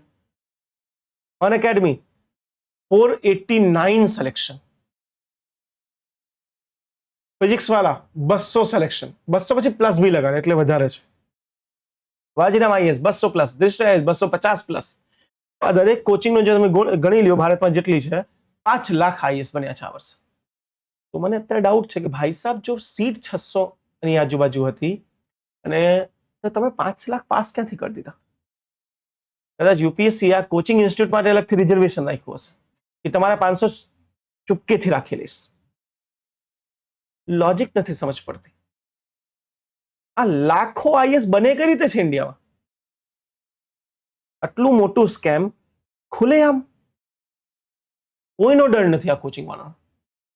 કોમ્પિટિશન કમિશન ઓફ ઇન્ડિયાએ ગયા વર્ષે આ દરેક કોચિંગ ઇન્સ્ટિટ્યૂટ પર ફાઇન લગાડી છે 5 લાખ 10 લાખ. દૃષ્ટિ આઈએસ વિકાસ સર એક મહાન શિક્ષક છે, એમાં કોઈ બેરાય નથી. વિકાસ દેવીકીર્તિ એક મહાન શિક્ષક છે. દૃષ્ટિ આઈએસ ઉપર ગયા વર્ષે 5 લાખની ફાઇન લાગી ફેક એડવર્ટાઇઝમેન્ટની. એમને 240 પાસ ક્લેમ કર્યા અને ખબર પડી કે એક બી નથી. જવાબ આવ્યો દૃષ્ટિ આઈએસ તરફથી કે સોરી અમને ખબર જ નથી ફેક એડવર્ટાઇઝમેન્ટ કરવું ખોટું છે. લિટરલી તમને ખબર નથી. વિકાસ સરને પૂછી લેતા, એ બધાને ઇથિક્સ ભણાવે છે, એ તમને સાચું કહી દેતા. 5 લાખ ફાઇન ભરી દીધી, 15,000 કરોડનો બિઝનેસ કર્યો છે. 5 લાખમાં શું થાય? આ વર્ષે ફિઝિક્સ વાળાની ટોટલ રેવન્યુ 2400 કરોડ રૂપિયા છે. 5-10 લાખ ફાઇન ભરવામાં શું જાય? ભરી દેશે. 200 પ્લસ ક્લેમ. એક મહાન શિક્ષક છે અલક પાંડે સર. ટીચર સારા છે, ટીચર ઓફ માસ એટલે લોકોના શિક્ષક છે. જ્ઞાન પ્રમાણે વાત હું નથી કરતો, નોલેજમાં એ ક્યાંય ટીચરની કેટેગરીમાં નથી. એના ફિલ્ડમાં બેસ્ટ છે, ફિઝિક્સના ફિલ્ડમાં બેસ્ટ છે. માસ ટીચર છે, સ્ટુડન્ટને ગમે એ રીતે ભણાવે, એમનું શિક્ષણની પદ્ધતિ સારી છે, લોકો સુધી પહોંચી શકે. 200 પ્લસ ક્લેમ એના વિડીયોમાં કર્યા, તરત જ કોન્ટ્રોવર્સી ઊભી થઈ ગઈ. પછી ખબર પડી કે ફ્રી મેન્સ બેચ હોય છે. ફ્રી મેન્સ બેચ આપણે ચલાવીએ છીએ, આપણે નથી ચલાવતા એકચ્યુઅલી. એવું મારા પ્રમાણે તમે 2 મહિનામાં કોઈ તીર ના મારી શકો. એમની એક ફ્રી બેચ હતી જેમાં જેટલા લોકોએ ક્લિક કર્યું હશે એપ પર એ બધાને એના સ્ટુડન્ટ બનાવી દીધા, ક્લેમ કરી દીધું. એવા મોટા શિક્ષકો પાસેથી આ આશા ના હોય. ચાલો તમારે પીઆર ટીમ કદાચ કરતી હોય, દરેકમાં ક્યાંક ને ક્યાંક ખામીઓ તો છે, તમે એનો ફેસ ના બનો, કેમ કે તમે વિદ્યાર્થીઓનો આઈડલ છો. આજે શિક્ષાનું આજે વ્યાપારીકરણ થઈ રહ્યું છે ને સાહેબ, પૈસા માટે સંપૂર્ણ લાલચ, એકબીજાને વેચી દેવાની પરિસ્થિતિ. મને એ જૂની પદ્ધતિ ગમતી, ટીચરોને ગરીબ જ રહેવું જોઈએ, સારામાં સારું. તો ટીચિંગ હંમેશા ક્વોલિટી થશે, ક્વોન્ટિટી નહીં. એટલે આપણા પહેલા જમાનામાં ગુરુઓ જંગલોમાં રહેતા, ભૌતિક સુવિધાઓથી એકદમ દૂર, અને જો કોઈ સ્ટુડન્ટને શીખવું હોય તો ગુરુ પાસે ગુરુકુળમાં જાય, નીચે બેસીને ગુરુ પાસે શિક્ષણ લેતા. જંગલોમાં, જંગલને સંસ્કૃતમાં અરણ્યક કહેવાય છે, અને ત્યાં જે બુકો લખાય એને અરણ્યક બુકો કહેવાય. એ જ રીતે પછી પુરાણ લખવામાં આવ્યા. પુરાણ વેદોની સમજૂતી છે. અહીંયા દયાનંદ સરસ્વતી કહે છે કે બસ અહીંયાથી જ ગડબડ થઈ છે. એમને કીધું ઓરિજિનલ વેદ તો કોઈ ખામીઓ વાળો નથી, વેદ પરમ સત્ય છે. અહીંયા જ આપણે દયાનંદ સરસ્વતીને થોડાક રિવાઇવલિસ્ટ કહી શકીએ છીએ, પ્રાચીન વિચારવાળા, કેમ કે એમને વેદોને બધી વસ્તુની ઉપર લખ્યું છે, ઇવન રેશનલિઝમ ઉપર. એમને કીધું વેદમાં જે લખ્યું છે એ જ પરમ સત્ય છે, એની બહાર કોઈ સત્ય નથી, એની બહાર કોઈ સત્ય શોધતા ભી નહીં. વેદો સુપ્રીમ ઓથોરિટી છે, એવું ટીચર્સ ભણાવે છે. પણ તમે કદાચ દયાનંદ સરસ્વતીને સમજ્યા જ નથી. જો આ દયાનંદ સરસ્વતીનો વાસ્તવિક વિચારો હોત તો દયાનંદ સરસ્વતીને આપણે સમાજ સુધારક કહેવા જ ના જોઈએ. Isn't it? કોઈ બી એવો વ્યક્તિ જે માનવની બૌદ્ધિક ક્ષમતાને રોકવાનો પ્રયાસ કરે એ સમાજ સુધારક નથી. તો જો દયાનંદ સરસ્વતી કહી રહ્યા છે કે વેદો સુપ્રીમ છે, માનવ બૌદ્ધિક ક્ષમતા એટલી છે જ નહીં કે વેદોને ચેલેન્જ કરી શકે, તો દયાનંદ સરસ્વતી સમાજ સુધારક રહેવા જ ના જોઈએ. રિયાલિટી અલગ છે. દયાનંદ સરસ્વતીએ કીધું કે વેદો ઇન્ટરપ્રિટ કરી શકાય છે, એટલે એ પોતાની રીતે સમજી શકાય છે. જે શેના પર ડિપેન્ડ કરે? તમારી બૌદ્ધિક ક્ષમતા ઉપર. વેદમાં લખેલ અંતિમ સત્ય છે, પરંતુ એ સત્યને કઈ રીતે માનવું એ વ્યક્તિ ઉપર નિર્ભર કરે છે. દયાનંદ સરસ્વતી ક્યારે વ્યક્તિની બૌદ્ધિક ક્ષમતાઓને ચેલેન્જ નથી કર્યું. એમને તો બૌદ્ધિક ક્ષમતાને સૌથી વધારે વધાર્યું છે. એમને કીધું જો એક લાઈન લખી છે સત્યાર્થ પ્રકાશ, આ પરમ સત્ય છે કેમ કે આ વેદમાં લખ્યું છે, સિમ્પલ. પરંતુ સત્યાર્થ પ્રકાશ એટલે શું એ દરેક વ્યક્તિ એની રીતે વિચારી શકે, અને એનો વિચાર જ પરમ સત્ય છે. બૌદ્ધિક ક્ષમતાને જ એમને પરમ આધાર બનાવ્યો છે. તો ક્યારે પ્રિલિમ્સમાં આવે કે દયાનંદ સરસ્વતીએ માનવ બૌદ્ધિક ક્ષમતાના ઉપર વેદને પ્રાથમિકતા આપી? ખોટું છે. એમને કીધું કે વેદ સૌથી ઉચ્ચ છે, પરંતુ વેદોનું ઇન્ટરપ્રિટેશન, એની વ્યાખ્યા એ વ્યક્તિ દર વ્યક્તિ બદલાઈ શકે, એ એના બૌદ્ધિક ક્ષમતા ઉપર આધાર રાખે છે. એમને ક્યારે માનવ બૌદ્ધિક ક્ષમતાને ચેલેન્જ નથી કર્યું. તમારી બુકમાં બી આ ખોટું લખ્યું છે. તમારી બુક્સ લખે છે કે દયાનંદ સરસ્વતી પ્રમાણે વેદ સર્વોચ્ચ છે અને માનવની બૌદ્ધિક ક્ષમતાના પરે છે. ખોટું. વેદ સર્વોચ્ચ છે, પરંતુ ડિપેન્ડ કરે માનવની બૌદ્ધિક ક્ષમતા ઉપર. એટલે એક વિચારક છે, અને એમને કીધું કે નહીં બાબા, વેદો સત્ય છે. આ પુરાણ જ્યારથી લખાયા અને પુરાણ પછી જે પછીની બુક્સ લખાઈ છે, એમને ધર્મમાં પરિવર્તન કરી દીધું છે, એને ધર્મમાં કુરીતિઓ સામેલ કરી દીધી છે. જાતિ પ્રથા એનું જ પરિણામ છે. તમને ખબર જાતિ ટર્મ ક્યાંથી આવે? શબ્દ જાતિ, કાસ્ટ ભારતમાં તો હતી નહીં. કાસ્ટા એક શબ્દ છે, કાસ્ટા પોર્ચુગીઝ લઈ આવ્યા હતા, ત્યાંથી જાતિ શબ્દનો ઉદય થયો છે. ભારત તો વર્ણની વાત કરે છે કે ભી કર્મ આધારિત વર્ણ, વેદો. દયાનંદ સરસ્વતી આ વિચારના સમર્થક છે. એમને કીધું કે વેદમાં કોઈ ખામી જ નથી, એટલે જો લિટરલી તમારે સમાજનો સુધાર કરવો છે તો ચાલો વેદો તરફ પાછા વળીએ. Let's go back to Vedas. એટલે એમને વિચાર હતો ગો બેક ટુ વેદા, વેદ તરફ ફરી વળો. પરંતુ ગો બેક ટુ વેદામાં એ નથી કહેતા કે વેદોની ખરાબીઓમાં જુઓ, એ કહે છે વેદોમાં જે સારું છે એના તરફ પાછું વળો. વેદ સત્યની વાત કરે છે, વેદ ભૌતિક મટીરિયલિઝમ એ થોડુંક દૂર જવાની વાત કરે છે, સ્પિરિચ્યુઅલિઝમ આધ્યાત્મ તરફ વધવાની વાત કરે છે, એમાં પાછા જઈએ. નિરાકાર ઈશ્વરની વાત વેદ કરે છે. સમાજમાં અસમાનતાઓ ના રહેવી જોઈએ એની વાત વેદ કરે છે, એના તરફ પાછા વળો. આ દયાનંદ સરસ્વતી છે. અને ઓબ્વિયસલી દયાનંદ સરસ્વતીના વિચારો કેવા છે? પુનઃસ્થાપન કરનાર, રિવાઇવલિસ્ટ, રિફોર્મિસ્ટ ઓછા છે.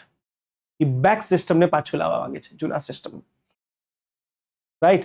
અને જો તમે એમના સમયકાળને જુઓ, આ સમયગાળામાં ભારતની અંદર ક્રિશ્ચન મિશનરીઓ ખતરનાક એક્ટિવેટેડ છે અને ફૂલ કન્વર્ઝન કરાઈ રહ્યા છે. ક્રિશ્ચન મિશનરીઓ અને ઇસ્લામ બંને કન્વર્ઝન કરે છે. ત્યારે દયાનંદ સરસ્વતી સાહેબ એક વિચાર લઈ આવશે જેને આપણે શુદ્ધિ કહીએ, અને એક સંસ્થાની રચના કરી જેને આર્ય સમાજ કહેવાય છે. આર્ય સમાજ સાથે જોડાયા કયા કયા લોકો, તમે નામ કહી દઉં તમે શોક થઈ જશો. તમે લાલા લાજપત રાય વિશે ઓળખતા હશો એમને. લાલા લાજપત રાય, બિપિન ચંદ્રપાલ, અરવિંદો ઘોષ, આ બધા આર્ય સમાજી છે. આ બધા એમના જ શિષ્યો હતા જે ભારતના રાષ્ટ્રવાદી ચળવળ, સ્વતંત્રતા ચળવળમાં પાયા રૂપે કામ કરે છે. એટલે જ યુપીએસસી પૂછ્યું હતું કે કઈ રીતે ભારતનો ધર્મ સુધાર આંદોલન ભારતમાં રાષ્ટ્રવાદના ઉદય માટે જવાબદાર છે. આ પ્રશ્ન યુપીએસસીમાં છે, આગળ તમને કરાવીશું. કે જ્યાં એક બાજુ સમાજ સુધારની વાત કરે છે, બીજી બાજુ આ રાષ્ટ્રની વાત કરે. આના પહેલા ઇન્ડિયાની કોઈ વાત જ નહોતું કરતું. હવે પ્રથમવાર ઇન્ડિયાની વાત થઈ રહી છે કે આપણે એક દેશના, આપણે એક આર્ય સંસ્થાપક છીએ. રાઈટ. ત્યાંથી અમને દેશને વિચાર લઈ આવ્યા, એક પણ ન વિચાર લઈ. અને આર્ય સમાજે કામ કર્યું લોકોને ફરીથી કન્વર્ટેડ લોકોને પાછું હિન્દુઇઝમમાં સામેલ કરવાનું. જ્યારે આ ચાલુ થયું એની સામે ઇસ્લામ અને ક્રિશ્ચિયાનિટી કટ્ટર થઈ ગયા. એટલે ઘણા લોકો એવું પણ માને છે કે જે પાકિસ્તાનનો પાયો નખાયો અથવા તો જે ભારતમાં સંપ્રદાયવાદ, કમ્યુનલિઝમનો પાયો નખાયો એ પણ આર્ય સમાજની દેન છે. કેમ કે જ્યાં એક બાજુ આર્ય સમાજ કટ્ટર હિન્દુપંથી તરફ આગળ વધ્યો તો એનો વિરોધ કરવા ઇસ્લામમાં વહાબી અને તબલીગ મુવમેન્ટ ચાલુ થઈ ગઈ, જે બધાને ઇસ્લામ તરફ ખેંચતી હતી. અને ક્રિશ્ચિયાનિટીમાં બી સેમ મુવમેન્ટ ચાલુ થઈ ગઈ. ત્યાં જે ફાળો પડે છે એ ફાળો ફાઇનલી આવીને ભારતમાં વિભાજનમાં કન્વર્ટ થઈ જાય છે. એટલે અહીંથી જ ભારતમાં કમ્યુનલિઝમની શરૂઆત થશે. પણ આ બી પૂર્ણ સત્ય નથી. આ પૂર્ણ સત્ય એટલે નથી કે શું એના પહેલા સંપ્રદાયવાદ નહોતું? તો મુસ્લિમ અને ક્રિશ્ચિયાનિટીમાં લોકો કઈ રીતે કન્વર્ટ થતા હતા? થતા જ છે. એ સંપ્રદાયવાદી તો નથી જ આર્ય સમાજ. એમની ટીકા છે જે ક્રિશ્ચન મિશનરીઓએ કરી, કેમ કે એમનું પૂરું મિશન ઇન્ડિયામાં આ એક વ્યક્તિએ ફેલ કરી દીધું. ક્રિશ્ચન મિશનરીઓ શું કીધું કે હિન્દુ ધર્મમાં ખામીઓ છે, વેદોમાં ખામીઓ છે, ઉપનિષદોમાં ખામીઓ છે. એ શોષણનો સ્ત્રોત છે અને એના કારણે જ ભારતમાં શોષણ થઈ રહ્યું છે. શોષણથી બચવું હોય તો best options come to Christianity. રહેવા દો, વેદ વાંચો, વેદમાં કોઈ શોષણ નથી. એમાં ક્લિયર? આમને જ આપણે આર્ય સમાજીની સંજ્ઞા આપીએ છીએ. સ્થાપના ક્યારે થઈ? 1775. આર્ય સમાજ. ક્લિયર છે? ઓકે. એમના શિક્ષક કોણ હતા અને ગુરુ કોણ હતા? ઘણીવાર ક્લાસ 3 લેવલ પર એસસીસી હોય કે પીએસઆઈ એસટીઆઈ ડિવાઇસોમાં આવા પ્રશ્નો બને કે દયાનંદ સરસ્વતીના ગુરુ કોણ હતા? એમના ગુરુ હતા મિર્જાનંદ. ક્લિયર? અમને ચતુર્વર્ણ પ્રણાલી અથવા તો વૈદિક ધારણાને સ્વીકારી. ગાંધીવાદી હતા. એટલે તમને ગાંધી અને સ્વામી દયાનંદ સરસ્વતી એમના વચ્ચે ખાસી નજદીકીઓ જોવા મળશે. ગાંધી બી ચતુર્વર્ણના સમર્થક હતા અને એ જ મુખ્ય તફાવત છે બી આર આંબેડકર અને ગાંધી વચ્ચે. આંબેડકર વર્ણ વ્યવસ્થાના વિરોધી છે, કે છે વર્ણ જ ના રહ્યો છે, કેમ કે આ વર્ણનો જ કારણ છે જાતિ. અને ગાંધી કહે છે ના, વર્ણ ક્યારેય જાતિને સમર્થન નથી આપતું. વર્ણ તો કાર્ય આધારિત વિભાજન જે છે સાયન્ટિફિક વિભાજન છે. અને ગાંધીનો આ વિચાર ક્યાંથી આવે છે? ગાંધીએ પોતે શીખ્યા છે આર્ય સમાજથી, સ્વામી દયાનંદ સરસ્વતીથી. ગાંધીને વેદોનું નોલેજ નહોતું, પણ ગાંધીને દયાનંદ સરસ્વતી સાહેબનું નોલેજ હતું. અને ગાંધી એમના જ્ઞાનથી કહે છે કે ચતુર્વર્ણ વ્યવસ્થા બિલકુલ સારી છે, એમાં કોઈ ખરાબી નથી. ઠીક. પછી ઇન્ટરેસ્ટિંગ વસ્તુ છે, મુક્તિ એટલે શું? મોક્ષનો વિચાર. મોક્ષના વિચારમાં દરેક સમાજ સુધારકોએ સંઘર્ષ કર્યા છે અને દરેક સમાજ સુધારકોએ પોતપોતાના વિચાર આપ્યા છે કે મોક્ષ કઈ રીતે મેળવી શકાય. જેમ કે વિવેકાનંદ, એમના મોક્ષનો વિચાર સૌથી અલગ છે. સ્વામી દયાનંદ સરસ્વતી શું કહી રહ્યા છે? યોગ્ય કાર્ય, કર્મ આધારિત મોક્ષ. એમને કીધું કોઈ પણ વ્યક્તિની જે ડ્યુટી હોય, જો એ વ્યક્તિ એના ડ્યુટીને પ્રોપર નિભાવે એ જ મોક્ષ છે, બીજું કોઈ મોક્ષ નથી. એક શિક્ષક યોગ્ય ટીચિંગ કરે, એક વિદ્યાર્થી યોગ્ય રીતે ભણે, આ જ મોક્ષનો માર્ગ છે. મોક્ષનો બીજો કોઈ માર્ગ હોતો નથી. મોક્ષના વિચારો બી આ ઇન્ટરેસ્ટિંગ છે. ઓકે, આગળ વધી શકો. એમને છે ને ભાગ્યવાદ, નિયતિવાદનો વિરોધ કર્યો છે. એન્શિયન્ટ હિસ્ટ્રીમાં તમને હું ભણાવીશ નિયતિવાદ. નિયતિવાદ શું કહે છે? નિયતિવાદ કહે છે કે બધું નિષ્ક્રિય છે, જે છે બધું નિયતિમાં લખી દીધું છે. તમે કંઈ પણ કરી લો, થશે એ જે લખ્યું છે.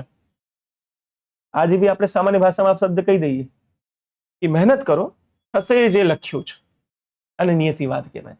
પણ નિયતિવાદ નિષ્ક્રિયતાને સમર્થન આપે છે.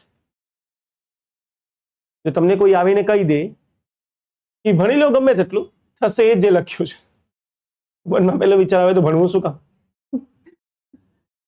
નિયતિવાદ નિષ્ક્રિયતાને જન્મ આપે છે, અને નિયતિવાદને માનનાર મનુષ્યને ભાગ્યનો એક કઠપુતલી ગણે છે, કે ભાગ્ય મનુષ્યને ચલાવી રહ્યું છે.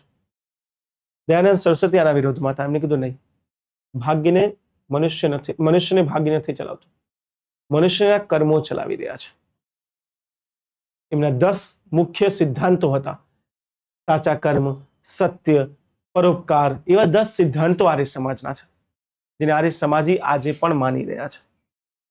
I hope you guys understood about Arya Samaj, એના દાર્શનિક આધાર, તેના વિચારો, વેદ ઉપર તેની નિર્ભરતા, બૌદ્ધિક ક્ષમતાનો પ્રમાણ અને આર્ય સમાજ.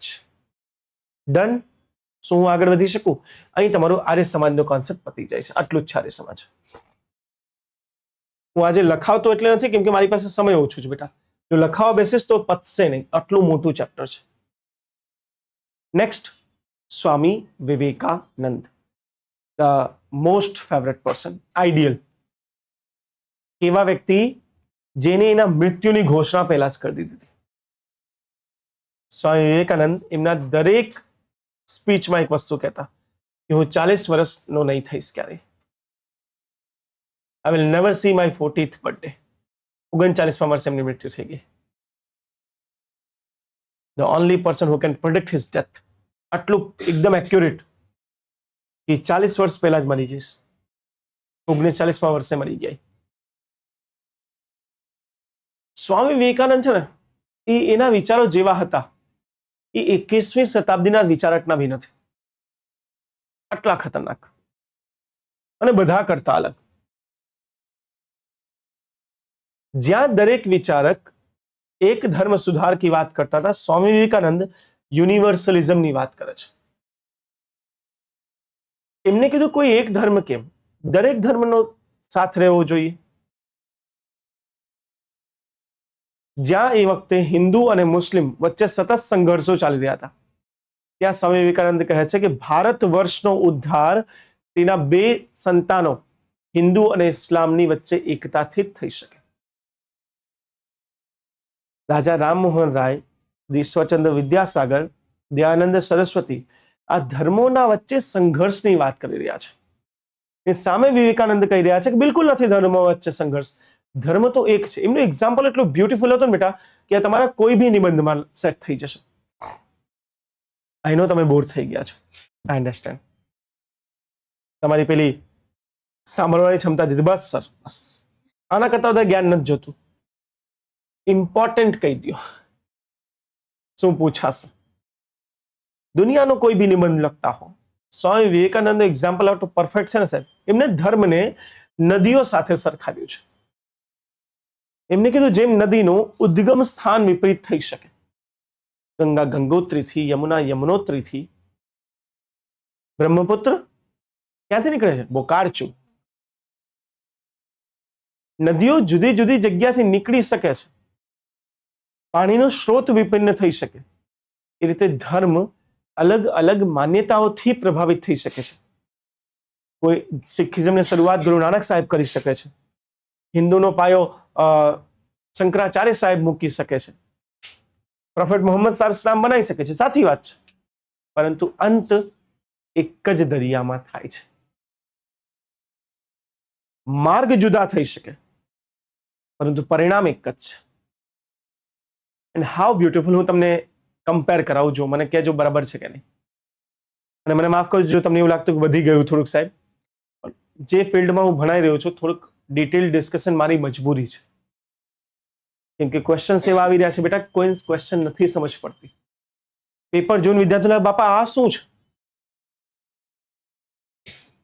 ક્લાસ 1 2 પેપર જોઈ લો એકવાર, ટ્રસ્ટ મી. આ 2025 નો હિસ્ટ્રી, આ શું છે ભાઈ, આવું તો જીવનમાં કોઈ નથી ભણાયું. બદલાતા પ્રશ્નપત્ર સાથે શિક્ષક બદલાવવો જોઈએ, એ ટીચિંગ મેથડ પણ. ગયા વર્ષે મેં આટલું ડિસ્કસ નહોતું કર્યું, ઘણા ગયા વર્ષના વિદ્યાર્થીઓ છે, મને ખબર હશે. સમાજ સુધાર ચળવળ એક લેક્ચરમાં પતાવ્યું હતું 2 કલાકમાં.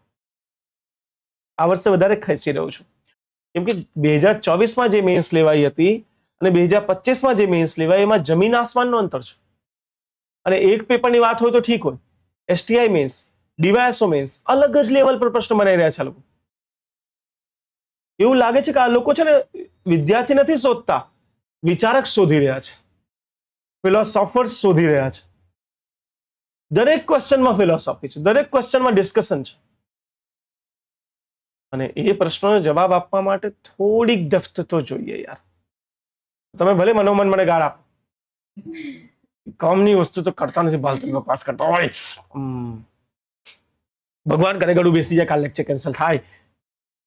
પણ મારી મજબૂરી આ છે કે મને એવું નથી જોતું કે એક્ઝામ બાદ તમે રડો, પેપર ટફ હતું, પેપર ટફ હતું. પહેલા રડી લઈએ ને, લેક્ચર ટફ હતું એ વધારે બેટર છે. લેક્ચર ટફ હતો, લેક્ચર બીજી વાર જોઈ શકશો, 3 વાર જોઈ શકશો, ડાઉટ પૂછી શકશો. પેપર બીજી વાર નહીં આપી શકો. ટ્રસ્ટ મી, હું આ જ પ્રક્રિયામાં મોટો થઈ રહ્યો છું, એટલે હું તમને કહું છું. એક્ઝામ સેન્ટરની બહાર જ્યારે છોકરાઓ નીકળે ને, અડધા આંખમાં પાણી હોય, યાર શું આ પેપર હતું, એનું તો કરિયર ખતમ, બધું ખતમ. કેટલી એવી દીકરીઓ હશે જે લગ્ન પછી તૈયારી કરતી હશે, કેટલાક એવા પુરુષો હશે જે લગ્ન પછી તૈયારી કરતા હશે. એની પાસે નથી 5-10 વર્ષ બગાડવા માટે, એને 1 થી 2 વર્ષમાં પાસ થઈને નીકળી જ જવું છે, બાકી ફેલ, ખતમ, લાઈફ ખતમ. એ પહેલી એક્ઝામ આપવા ગયા, પેપર આવી ગયું કે સમજ જ ના પડી. આન્સર લખવાની વાત જવા દો, પ્રશ્ન નથી સમજ પડતી. વિદ્યાર્થી બહાર આવે ને આંખમાં પાણી ના આવે સાહેબ, એના આંખથી જે નીકળે ને એ એના ભવિષ્યને ધોતો જડ છે. એનું ભવિષ્ય ધોવાઈ ગયું, ખતમ. એને ખબર હતી આ એક્ઝામ સિવાય મારી પાસે વિકલ્પ નહોતું, હવે મને તૈયારી નહીં કરવા દે. જો પુરુષો છે જેને છે કે તૈયારી કરી શકું, અને ઘરની જવાબદારી, આ જીવન ક્લાસરૂમમાં થોડી બેસી શકીએ. એક્ઝામ હોલથી બહાર નીકળતા છોકરાઓ એના ફેસ પર નિરાશા, કેમ કે હું હંમેશા એક્ઝામ હોલમાં જાઉં, મારી જૂની આદત છે. હું પોતે બી મેન્સ લખી દઉં, કાં તો ત્યાં હોલની બહાર જઈને બેઠું, પેપર આપીને જાય છોકરાઓ બહાર નીકળતા હોય. રડતા છોકરાઓ, નિરાશ છોકરાઓ એક જ વસ્તુ બોલે, શું પેપર હતું જીપીએસસી નો બકવાસ, કેટલા તો ફાડી દે બહાર આવીને. નો ડાઉટ હું તમારી સાથે સહાનુભૂતિ, એમ્પથી અને સિમ્પથી બંને રાખું છું, પરંતુ બેટા હવે કઈ ના થઈ શકે. You can't file a cash on GPSC કે પેપર ટફ બનાવ્યું હતું, તમે કઈ ના કરી શકો. ત્યાં તમારું ભવિષ્ય ખતમ. આ જ નથી જોતું, કેમ કે એમાં કોઈ સોલ્યુશન નથી. એકવાર પેપર લખાઈ ગયું, લોક, તમારું ભવિષ્ય લોક. એના કરતા આજના લેક્ચર્સ ભલે તમને બોરિંગ લાગે, સમજવામાં સમય લાગે, ના મજા આવે તોય ભણવું પડે, પણ જ્યારે એક્ઝામ સેન્ટરથી બહાર નીકળશો તો આંખમાં પાણી નહીં, ફેસ પર સ્માઇલ હશે. થેન્ક ગોડ ભણી લીધું હતું, બાકી આજના ક્વેશ્ચન પેપરમાં ના લખાત. જ્યાં તમારી આજુબાજુ બધા રડતા નીકળશે, તમે એકમાત્ર એવા નીકળશો એના ફેસ પર સ્માઇલ હશે. અને ત્યારે યુ વિલ રિયલાઇઝ, તમને ખબર જ્યારે પેપર પતે ને 6 વાગે, જે છોકરા બેઠા છે ને ખ્યાલ હશે, 6 થી 6:10 મારા ફોન પર 50 થી 60 કોલ બેક ટુ બેક આવી જાય. એક ચાલુ હોય ને બીજું આવી જાય, અને દરેક છોકરો, સર મોજ પડી ગઈ સર, સર પેલો આપણે ભણતાનો એક્ઝેક્ટ સેમ સર. મારા છોકરાઓ નથી કહેતા કે સર પતી ગયું, પેપર ટફ હતું. બસ આ જ નથી જોતું, કેમ કે ત્યાં કોઈ યુટર્ન નથી, ત્યાં કોઈ રિવિઝન નથી. અહીંયા તમને અત્યારે ના સમજ પડે ને, આવી જજો ઓફિસમાં, કલાક વાત કરીશું. લોજિકલ અને થોડુંક ડાયલેક્ટ વાળું, ફાલતુ ક્વેશ્ચન નહીં. ક્યાં જન્મ્યા હતા સાહેબ સ્વામી વિવેકાનંદ? ગૂગલ કર લે, ઇફેક્ટ તો ગૂગલમાં મળી જશે, ફાલતુ ના નહીં. ઇન્ટેલેક્ચ્યુઅલ લેવલ વાતો હું ત્યાં બી કરી શકીશ, કોઈ ડાઉટ હશે તો. અત્યારે આપણે બધું સોલ્વ કરી લેશું. એક્ઝામ માટે તૈયાર કરવું છે, દેટ ટુ મીન્સ થોડું ભલે બોર થાવ, સહન કરી લો. મને અડધી કલાક, હજી 5:30 થઈ ગયા છે, અડધી કલાક હજી તમને પકાવીશ, પછી જવા દઈશ. એટલે બ્યુટીફુલી વિવેકાનંદ સાહેબે બધી પ્રોબ્લેમ સોલ્વ કરી દીધી. એમને કીધું ક્યાં કોઈ તકલીફ છે કોઈ ધર્મમાં? ઉદ્ગમ અલગ છે, દરિયો સેમ. અને એકવાર દરિયામાં પાણી મળી જાય તો કોઈ શોધી બતાવો કે ગંગાનું પાણી કયું ને બ્રહ્મપુત્રનું પાણી કયું. ધર્મ આ જ છે, એમના વચ્ચે કોઈ વિવાદ શક્ય જ નથી. આને યુનિવર્સલિઝમ કહેવાય છે. આ વિચાર વિવેકાનંદ સિવાય કોઈ ના આપી શકે. અને આ વિચાર એ આપે છે 30 વર્ષની ઉંમરમાં. દુનિયા શોક થઈ ગઈ સાહેબ, આ ઉંમરમાં આ બાળક આટલો જ્ઞાની. એ અમેરિકા ગયા અને અમેરિકાની લાઇબ્રેરીમાંથી રોજ બુક ઇસ્યુ કરતા અને આગલા દિવસે આપી દેતા. તો ત્યાંના લાઇબ્રેરી લાગ્યું આ ફેંકે છાડો, મને હેરાન કરવા, બુક કાઢે પાછી આપી દે, વાંચતો નહીં હશે. એટલે લાઇબ્રેરીને બુકમાંથી પ્રશ્નો પૂછી લીધા. વિવેકાનંદે બુકનો જવાબ જ ના આપ્યો, એના અંદરનો દર્શન શાસ્ત્ર બી એક્સપ્લેન કરી દીધું. ત્યારથી તમે બાળપણથી કહાનીઓ સાંભળતા હશો કે વિવેકાનંદ છે ને એક ચોપડી એકવાર વાંચી લે, બીજી વાર ના વાંચવું પડે. ટ્રુથ છે, અમેરિકામાં પ્રૂવન હતું, એના ઉપર બુક લખાઈ ગઈ અમેરિકામાં. ત્યાં વ્યક્તિ કરી તો શકે છે કે એક રાતમાં 4 બુક વાંચી શકે, અને વાંચી ના શકે, સમજે અને દર્શન લખી શકે. મોડર્ન દુનિયાની દરેક પ્રોબ્લેમનું સોલ્યુશન વિવેકાનંદ પાસે છે. ખાલી એમને વાંચી તો લો એકવાર. કોણ વાંચે આપણા દેશમાં? થોડી કોઈ સમય છે. રિલિજનનો યુનિવર્સલ બ્રધરહુડ, આ પહેલો વિચાર એનો. સમાજ સુધારને લઈને કેવા વિચારો છે? સમાજ સુધારમાં એ જાતિ પ્રથાના સખત વિરોધી છે. અને એમના વિચાર કંઈક એવા છે, એમને એક શબ્દ આપ્યો, તમે રોજ સાંભળતા હશો, દરિદ્ર નારાયણ. કેટલા આ શબ્દ સાંભળ્યો છે? દરિદ્ર નારાયણ ઘણા. શું છે આ શબ્દ? વળી દરિદ્ર નારાયણ. દરિદ્ર મતલબ ગરીબ, નારાયણ એટલે ઈશ્વર. ગરીબ જ ઈશ્વર છે. એમના બીજા સરસ એક્ઝામ્પલ હું તમને કહું, કેમ કે એક્ઝામ્પલ તમારા નિબંધના ટોપિક્સ હોય. હિસ્ટ્રી અને પોલિટી, જ્યારે આ બે વિષય ભણતા હો ને, આના બેકગ્રાઉન્ડમાં નિબંધ તૈયાર થઈ જવું જોઈએ. પોલિટીથી કેટલા પ્રશ્ન આવે છે એક્ઝામમાં?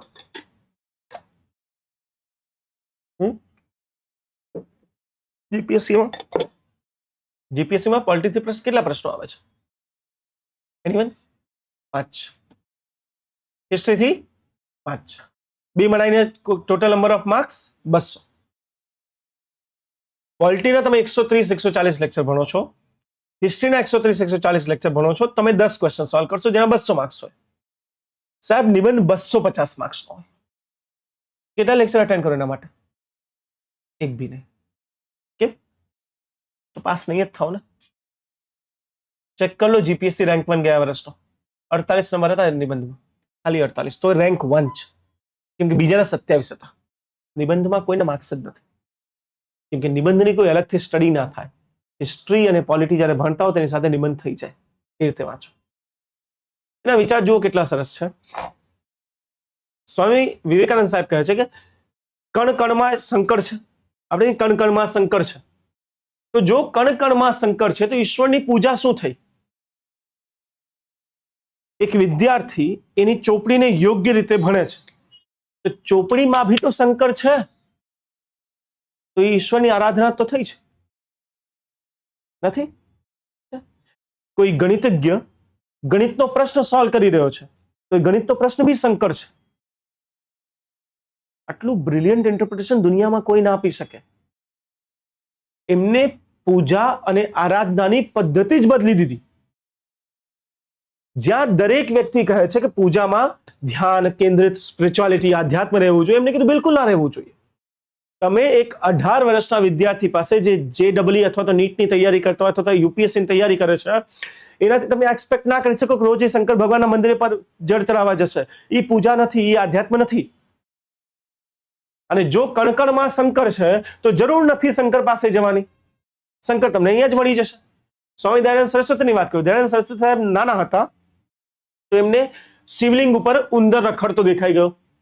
મૂર્તિ પૂજાથી વિશ્વાસ ઉઠી ગયો એમને. એમને કીધું જો શિવલિંગમાં પછી કોઈ ઈશ્વર નહીં હશે. વિવેકાનંદ સાહેબ કહે છે બધી જગ્યાએ ઈશ્વર છે. તમે જ કહી રહ્યા છો બધી જગ્યાએ ઈશ્વર છે. તો ચોપડીમાં બી છે, ગણિતના સવાલોમાં પણ છે, આ લેક્ચરમાં પણ છે, તમે સાંભળો છો એમાં પણ છે, હું બોલું છું એમાં પણ છે. હું યોગ્ય બોલું, ઈમાનદારીથી બોલું, એ મારી આરાધનાની પદ્ધતિ છે. તમે યોગ્ય સાંભળો, ઈમાનદારીથી સાંભળો, એ તમારી આરાધના છે. આપણે બેને મંદિર જવાની જરૂર નથી. આપણે ઓલરેડી પૂજા કરી લીધી. આ વિવેકાનંદ છે સાહેબ. આજના દરેક વિદ્યાર્થીના દરેક પ્રશ્નોનો જવાબ તમને વિવેકાનંદ પાસે મળી જશે. લોજિકલ. એ સમય વિશ્વમાં બે પ્રકારના મુખ્ય વિવાદો હતા. પૂર્વ ભારત ચાઇના. અહીં મોક્ષનો માર્ગ આપણે આધ્યાત્મ આધારિત હતો. પૂજા, આરાધના, યોગ, જપ, તપ, ધ્યાન, કર્મ, બ્રહ્મચર્ય, આ મુખ્ય આધાર હતો કોનો? આરાધનાનો. પૂર્વની દુનિયામાં. પશ્ચિમની દુનિયા મટીરિયલિસ્ટિક દુનિયા હતી, ભૌતિક દુનિયા હતી. આપણી આધ્યાત્મિક, એમની ભૌતિક. બેમાંથી કોની સાચી? વિવેકાનંદે કીધું બંને સાચા છે. વિવેકાનંદે એક એવું વિચાર આપી દીધું જેમાં પૂર્વના આધ્યાત્મનો પણ મિશ્રણ છે અને પશ્ચિમના ભૌતિક શાસ્ત્ર, ભૌતિકવાદનો ભી છે. એટલે એ વિચારક વિવેકાનંદ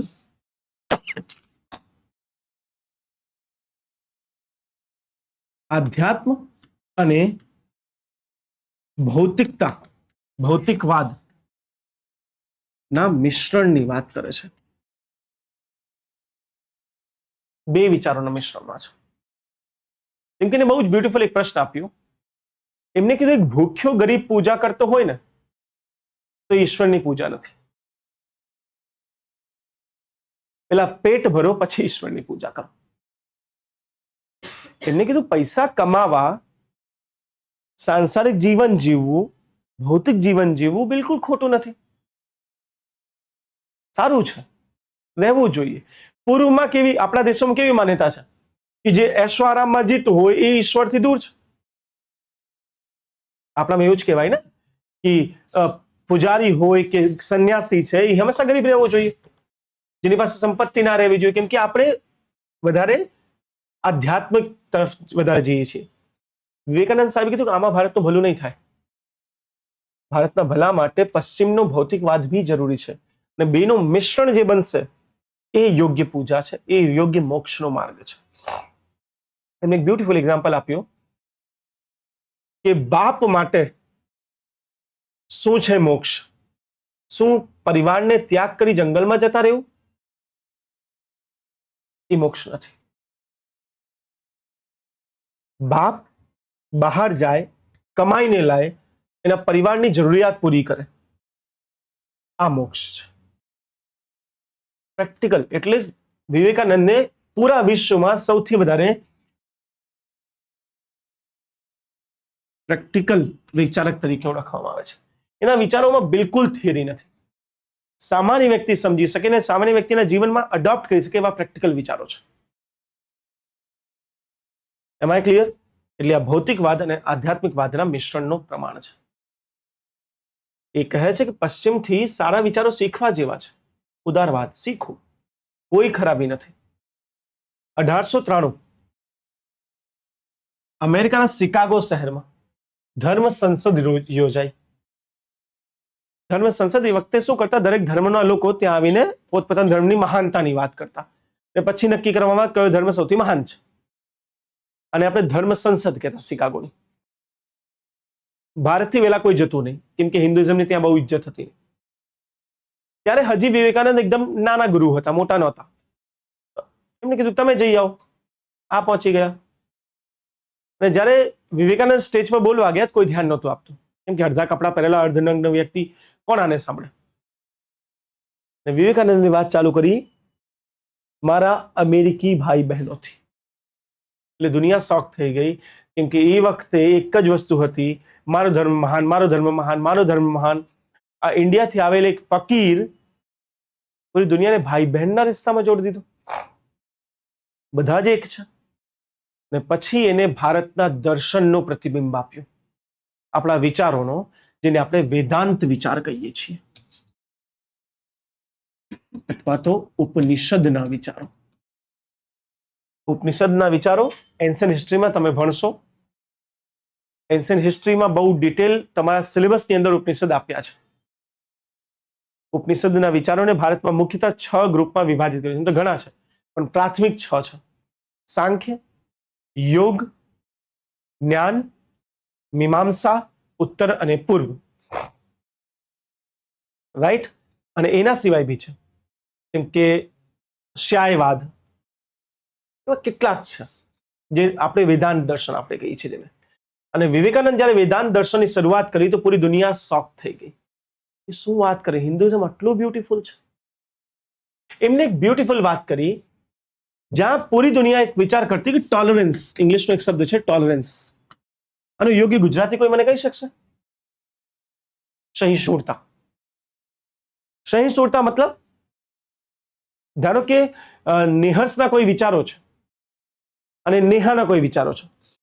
આમના વિચાર એકબીજા કરતા મેચ નથી કરતા, પણ નેહા કહેશે ચાલ તારું બી ઠીક છે મારું બી ઠીક છે, તો તારું જો હું મારું જો, અને ટોલરન્સ કહેવાય. પૂરી દુનિયા એ વખતે આની પાછળ ભાગી રહી હતી કે હિન્દુ મુસ્લિમને ટોલરેટ કરી દે, મુસ્લિમ ક્રિશ્ચનને ટોલરેટ કરીને બધા એક સાથે રહેવા લાગે. ટોલરન્સની દુનિયામાં સ્વામી વિવેકાનંદ વિચાર આપે છે એક્સેપ્ટન્સ, સ્વીકૃતિ. એ કે ટોલરન્સ કરવાથી કંઈ નહીં થાય, એકબીજાને સ્વીકાર કરો. આ બેમાં જમીન આસમાનનો તજ પડે. ટોલરન્સ અને સ્વીકૃતિના વચ્ચેનો તફાવત તમને કહું. ધારો કે 4 માછલીઓ છે અને તમે ચારે ચારને એક પાણીમાં મૂકી દો અને ચારે ચાર એકબીજાથી જુદી થઈને બેસી જાય, એકબીજા ઉપર આક્રમણ ના કરે, આ ટોલરન્સ છે. તું બી રહે, હું બી રહું. પરંતુ જ્યારે આ એકબીજાની મદદ કરવા લાગે, એકબીજાની ખામીઓ સુધારે અને સારી વસ્તુ શીખે, આને એક્સેપ્ટન્સ કહેવાય. સ્વામી વિવેકાનંદે કીધું કે ટોલરન્સ નહીં પરંતુ એક્સેપ્ટન્સની જરૂર છે. આ ધર્મોમાં સંઘર્ષ નહીં, એકબીજાને સ્વીકૃતિ આપો. એટલું તેમને કીધું હતું કે ભારત વર્ષનો ત્યારે ઉદ્ધાર થશે જ્યારે હિન્દુ અને મુસ્લિમ એના 2 દીકરાઓ સાથે મળીને કામ કરશે. અમને એક્સેપ્ટન્સની વાત કરી છે, ટોલરન્સની નહીં. અમેરિકી લોકો આ પચાવી ના શક્યા. આટલા આધુનિક વિચારો આ ત્યાં બોલી રહ્યા છે જ્યાં જ્હોન લોક, જેન જેકોબ રૂસો અને જ્હોન સ્ટુઅર્ટ મિલ જેવા લોકો જન્મી ગયા છે, ખતરનાક વિચારકો. એ બધા ઉપર એક વ્યક્તિ ભારી પડી ગયો, ભારતનો સ્વામી વિવેકાનંદ. પ્રેક્ટિકલ વાત કરીએ ને, કેમ કે બાકી બધા થિયરી નહીં કરતા હતા.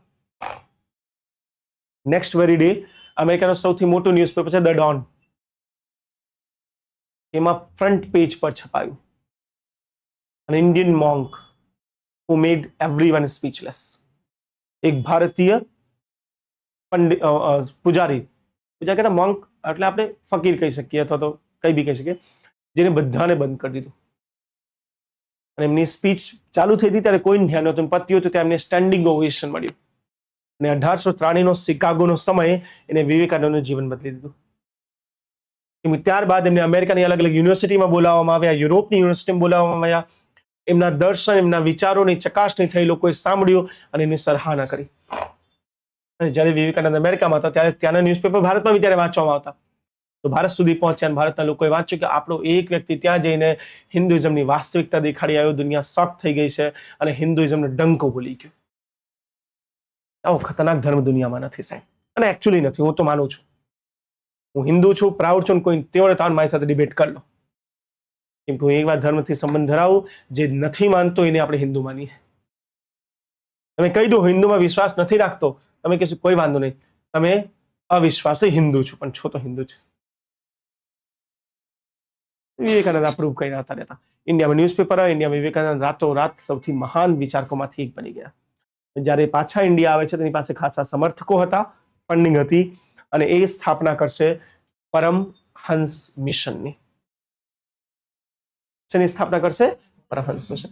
પરમહંસ એમના ગુરુ હતા, જેમને એમને આ બધું શિક્ષણ આપ્યું હતું. The true universalism. કહેવાય ને, એક સાચો ગુરુ મળી જાય ને સાહેબ, જીવન તરત જ બદલાઈ જાય. એક સાચા માર્ગદર્શનની જરૂર હોય, અને એ રામશ્રી કૃષ્ણ પરમહંસ હતા. હું તમને એક ઇન્ટરેસ્ટિંગ વાત કહું. જ્યારે સ્વામી વિવેકાનંદ નાના હતા ને, એ દરેક ગુરુઓ પાસે એક જ પ્રશ્ન પૂછતા, તમે ભગવાનને જોયું છે? બધા ચૂપ થઈ જતા. ભગવાનને જોયું તો કોઈ ના હોય ને.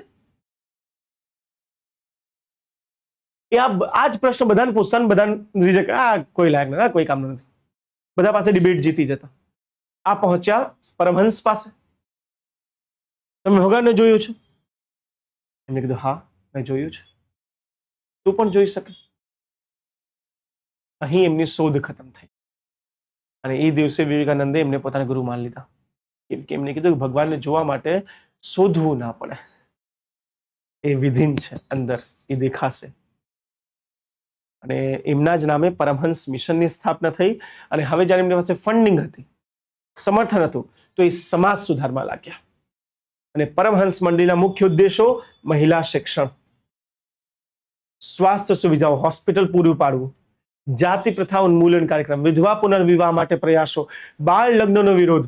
સ્વામી વિવેકાનંદ બાળ લગ્નનો વિરોધ કરે છે, ખતરનાક વ્યક્તિ છે. અને એવો લોજિકલ વિરોધ, થોડો થિયરી વાળો નહીં. એમને છે ને આયુર્વેદને આધાર રાખ્યો. એમને કીધું, જો આયુર્વેદ વાંચો એકવાર, આયુર્વેદમાં ક્લિયરલી લખ્યું છે કે જો બાળક 16 વર્ષ પહેલા સ્ત્રી જો પ્રેગ્નન્ટ થાય તો એના સ્વાસ્થ્ય માટે ખરાબ છે, બાયોલોજિકલી એક્સેપ્ટેડ નથી. સાયન્ટિફિક વાત છે એમની ભાઈ. આયુર્વેદના આધારે જ્યારે ડિબેટ કરી તો દુનિયા શાંત થઈ ગઈ. સાચી વાત છે, બાળ વિવાહ વિરુદ્ધ એમની ડિબેટ હતી. સ્વામી દયાનંદ સરસ્વતી બી આ જ વિચારને લઈને ચાહતા હતા. એમણે બાળ વિવાહ વિરુદ્ધ બહુ જ ડિબેટ કરી છે. ભારતના વિચાર, ભારતના વેદો અને સાયન્ટિફિક બુક્સને આધાર રાખીને એમને ચર્ચા કરી છે. ઓલરાઈટ, આ રીતે વિવેકાનંદ પરમહંસ મિશન ભારતમાં સમાજ સુધાર માટે સ્થાપિત કરી દીધું હતું. આજ સુધી આ મિશન ચાલી રહ્યું છે. અને 39 વર્ષે પ્રાર્થના બાદ એમની મૃત્યુ એક સાધારણ રીતે થઈ છે. કોઈ બીમારી નહોતી એમને. અને મહાન જ્ઞાન ભારતનું માત્ર 39 વર્ષે. ભારતનું એક દુર્ભાગ્ય છે, જે અતિ જ્ઞાની છે વહેલા મૃત્યુ પામે છે. શંકરાચાર્ય થોડુંક જીવી ગયા હોત તો વિચારો ઇન્ડિયા ક્યાં જાત. શંકરાચાર્યની ડિબેટ સામે કોઈને તેવડ નથી આજે કોઈ સોલ્યુશન. તમે વાંચ્યું જ નહીં શંકરાચાર્યને. એકવાર વાંચો તમને લાગશે કે આ માણસ છે કે શું છે. વિચારો તો જો, 17 વર્ષનું બાળક, એની સામે 80 વર્ષના ગુરુએ માથું ટેકીધું, ભાઈ તારી સામે ના જીતી શકીએ. એવું લોજિકલ ડિબેટ હતી. સ્વામી વિવેકાનંદ, આર્યભટ્ટ, રામાનુજાચાર્ય નાના જીવનમાં જતા રહ્યા. બહુ ખતરનાક લોકો હતા. થોડુંક હજી જીવી જાત તો આજે આપણો દેશ અલગ જ હોત. આઈ હોપ હું તમને સ્વામી વિવેકાનંદ સમજાવી શક્યો છું. મજા આવી એમ ના જાણીને? ત્યારે ભારતના ક્રાંતિકારીઓના ઘરે રેડ પડી ને, ચોરી ચોરા કાંડ થયો હતો. સોરી, ચોરી ચોરા કહું છું, કાકોરી કાંડ. કાકોરી ટ્રેનને લૂંટી લીધું હતું. પછી અંગ્રેજોએ ઘરે ઘરે જઈને રેડ પાડી. દરેક ઘરમાંથી સ્વામી વિવેકાનંદની બુક મળી. દરેક ઘર. ક્રાંતિકારીઓ આમના વિચારથી જ પ્રેરિત હતા. બીજી ઇન્ટરેસ્ટિંગ વાત કહું, ગાંધીના આઈડિયલ ભી વિવેકાનંદ છે. ક્રાંતિકારીઓ ભી વિવેકાનંદના, ગાંધી ભી વિવેકાનંદનો. આંબેડકરના આઈડિયલ વિવેકાનંદ છે. આ વ્યક્તિત્વ તમે જો, કોઈ મેન વિથ ટ્રુલી નો હેટર્સ, એને કોઈ નફરત નથી કરતો, એ વિવેકાનંદ છે સાહેબ. તો જઈને આજે એ સફળતાના દ્વાર સુધી આપણે પહોંચ્યા છીએ. ઓલરાઈટ, અહીંયા સુધી આપણે હિન્દુ સામાજિક સુધારકોમાં થોડીક હજી બાકી છે. જેટલા કર્યા માત્ર બંગાળના છે. હજી મહારાષ્ટ્ર, દક્ષિણ ભારત એ બધા બાકી છે. આ બંગાળ અને ઉત્તર ભારતના વિચારકોની આપણે ચર્ચા કરી લીધી. હવે થોડાક પ્રશ્નો ઉપર આવીએ, પ્રશ્નોને સોલ્વ કરવાનો પ્રયત્ન કરીએ. દેન કાલે આપણે બાકીનો પતાવી દઈશું, કેમ કે 1.5 કલાક થઈ ગઈ છે. પ્રશ્ન નહીં સોલ્વ થાય પછી બેટા એન્ડ કરી દો પ્લીઝ. અહીંયાથી થશે. એક મિનિટ બરોબર. કોઈને અહીંયા સુધી કોઈ ડાઉટ હોય પેલા પૂછી લો. દેન આજનો લેક્ચર અહીંયા રાખીએ, કેમ કે હજી મેન્સના પ્રશ્નો, પ્રિલિમ્સના પ્રશ્નો સોલ્વ કરવાના છે. દેન નેક્સ્ટ આપણે કાલે આને આગળ વધારી દઈશું અને ઇસ્લામ અને સમાજ સુધારને જોઈ લઈશું. ઓનલાઈન બેઠા કોઈ વિદ્યાર્થીને કંઈ પૂછ્યું તો પૂછી લો.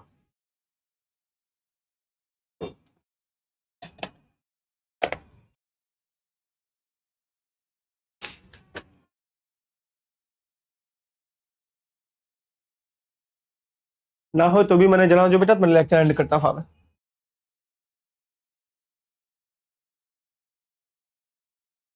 મેં ઘણા ટીચરોને કહેતા સાંભળ્યું છે કે જરૂર નું જ વંચાય, સ્ટ્રેટેજીથી વાંચવાનું હોય, મને આ થોડુંક ઓછું ગમે. શું સ્ટ્રેટેજી, શું હોય સ્ટ્રેટેજી મને કહો. ચાલો,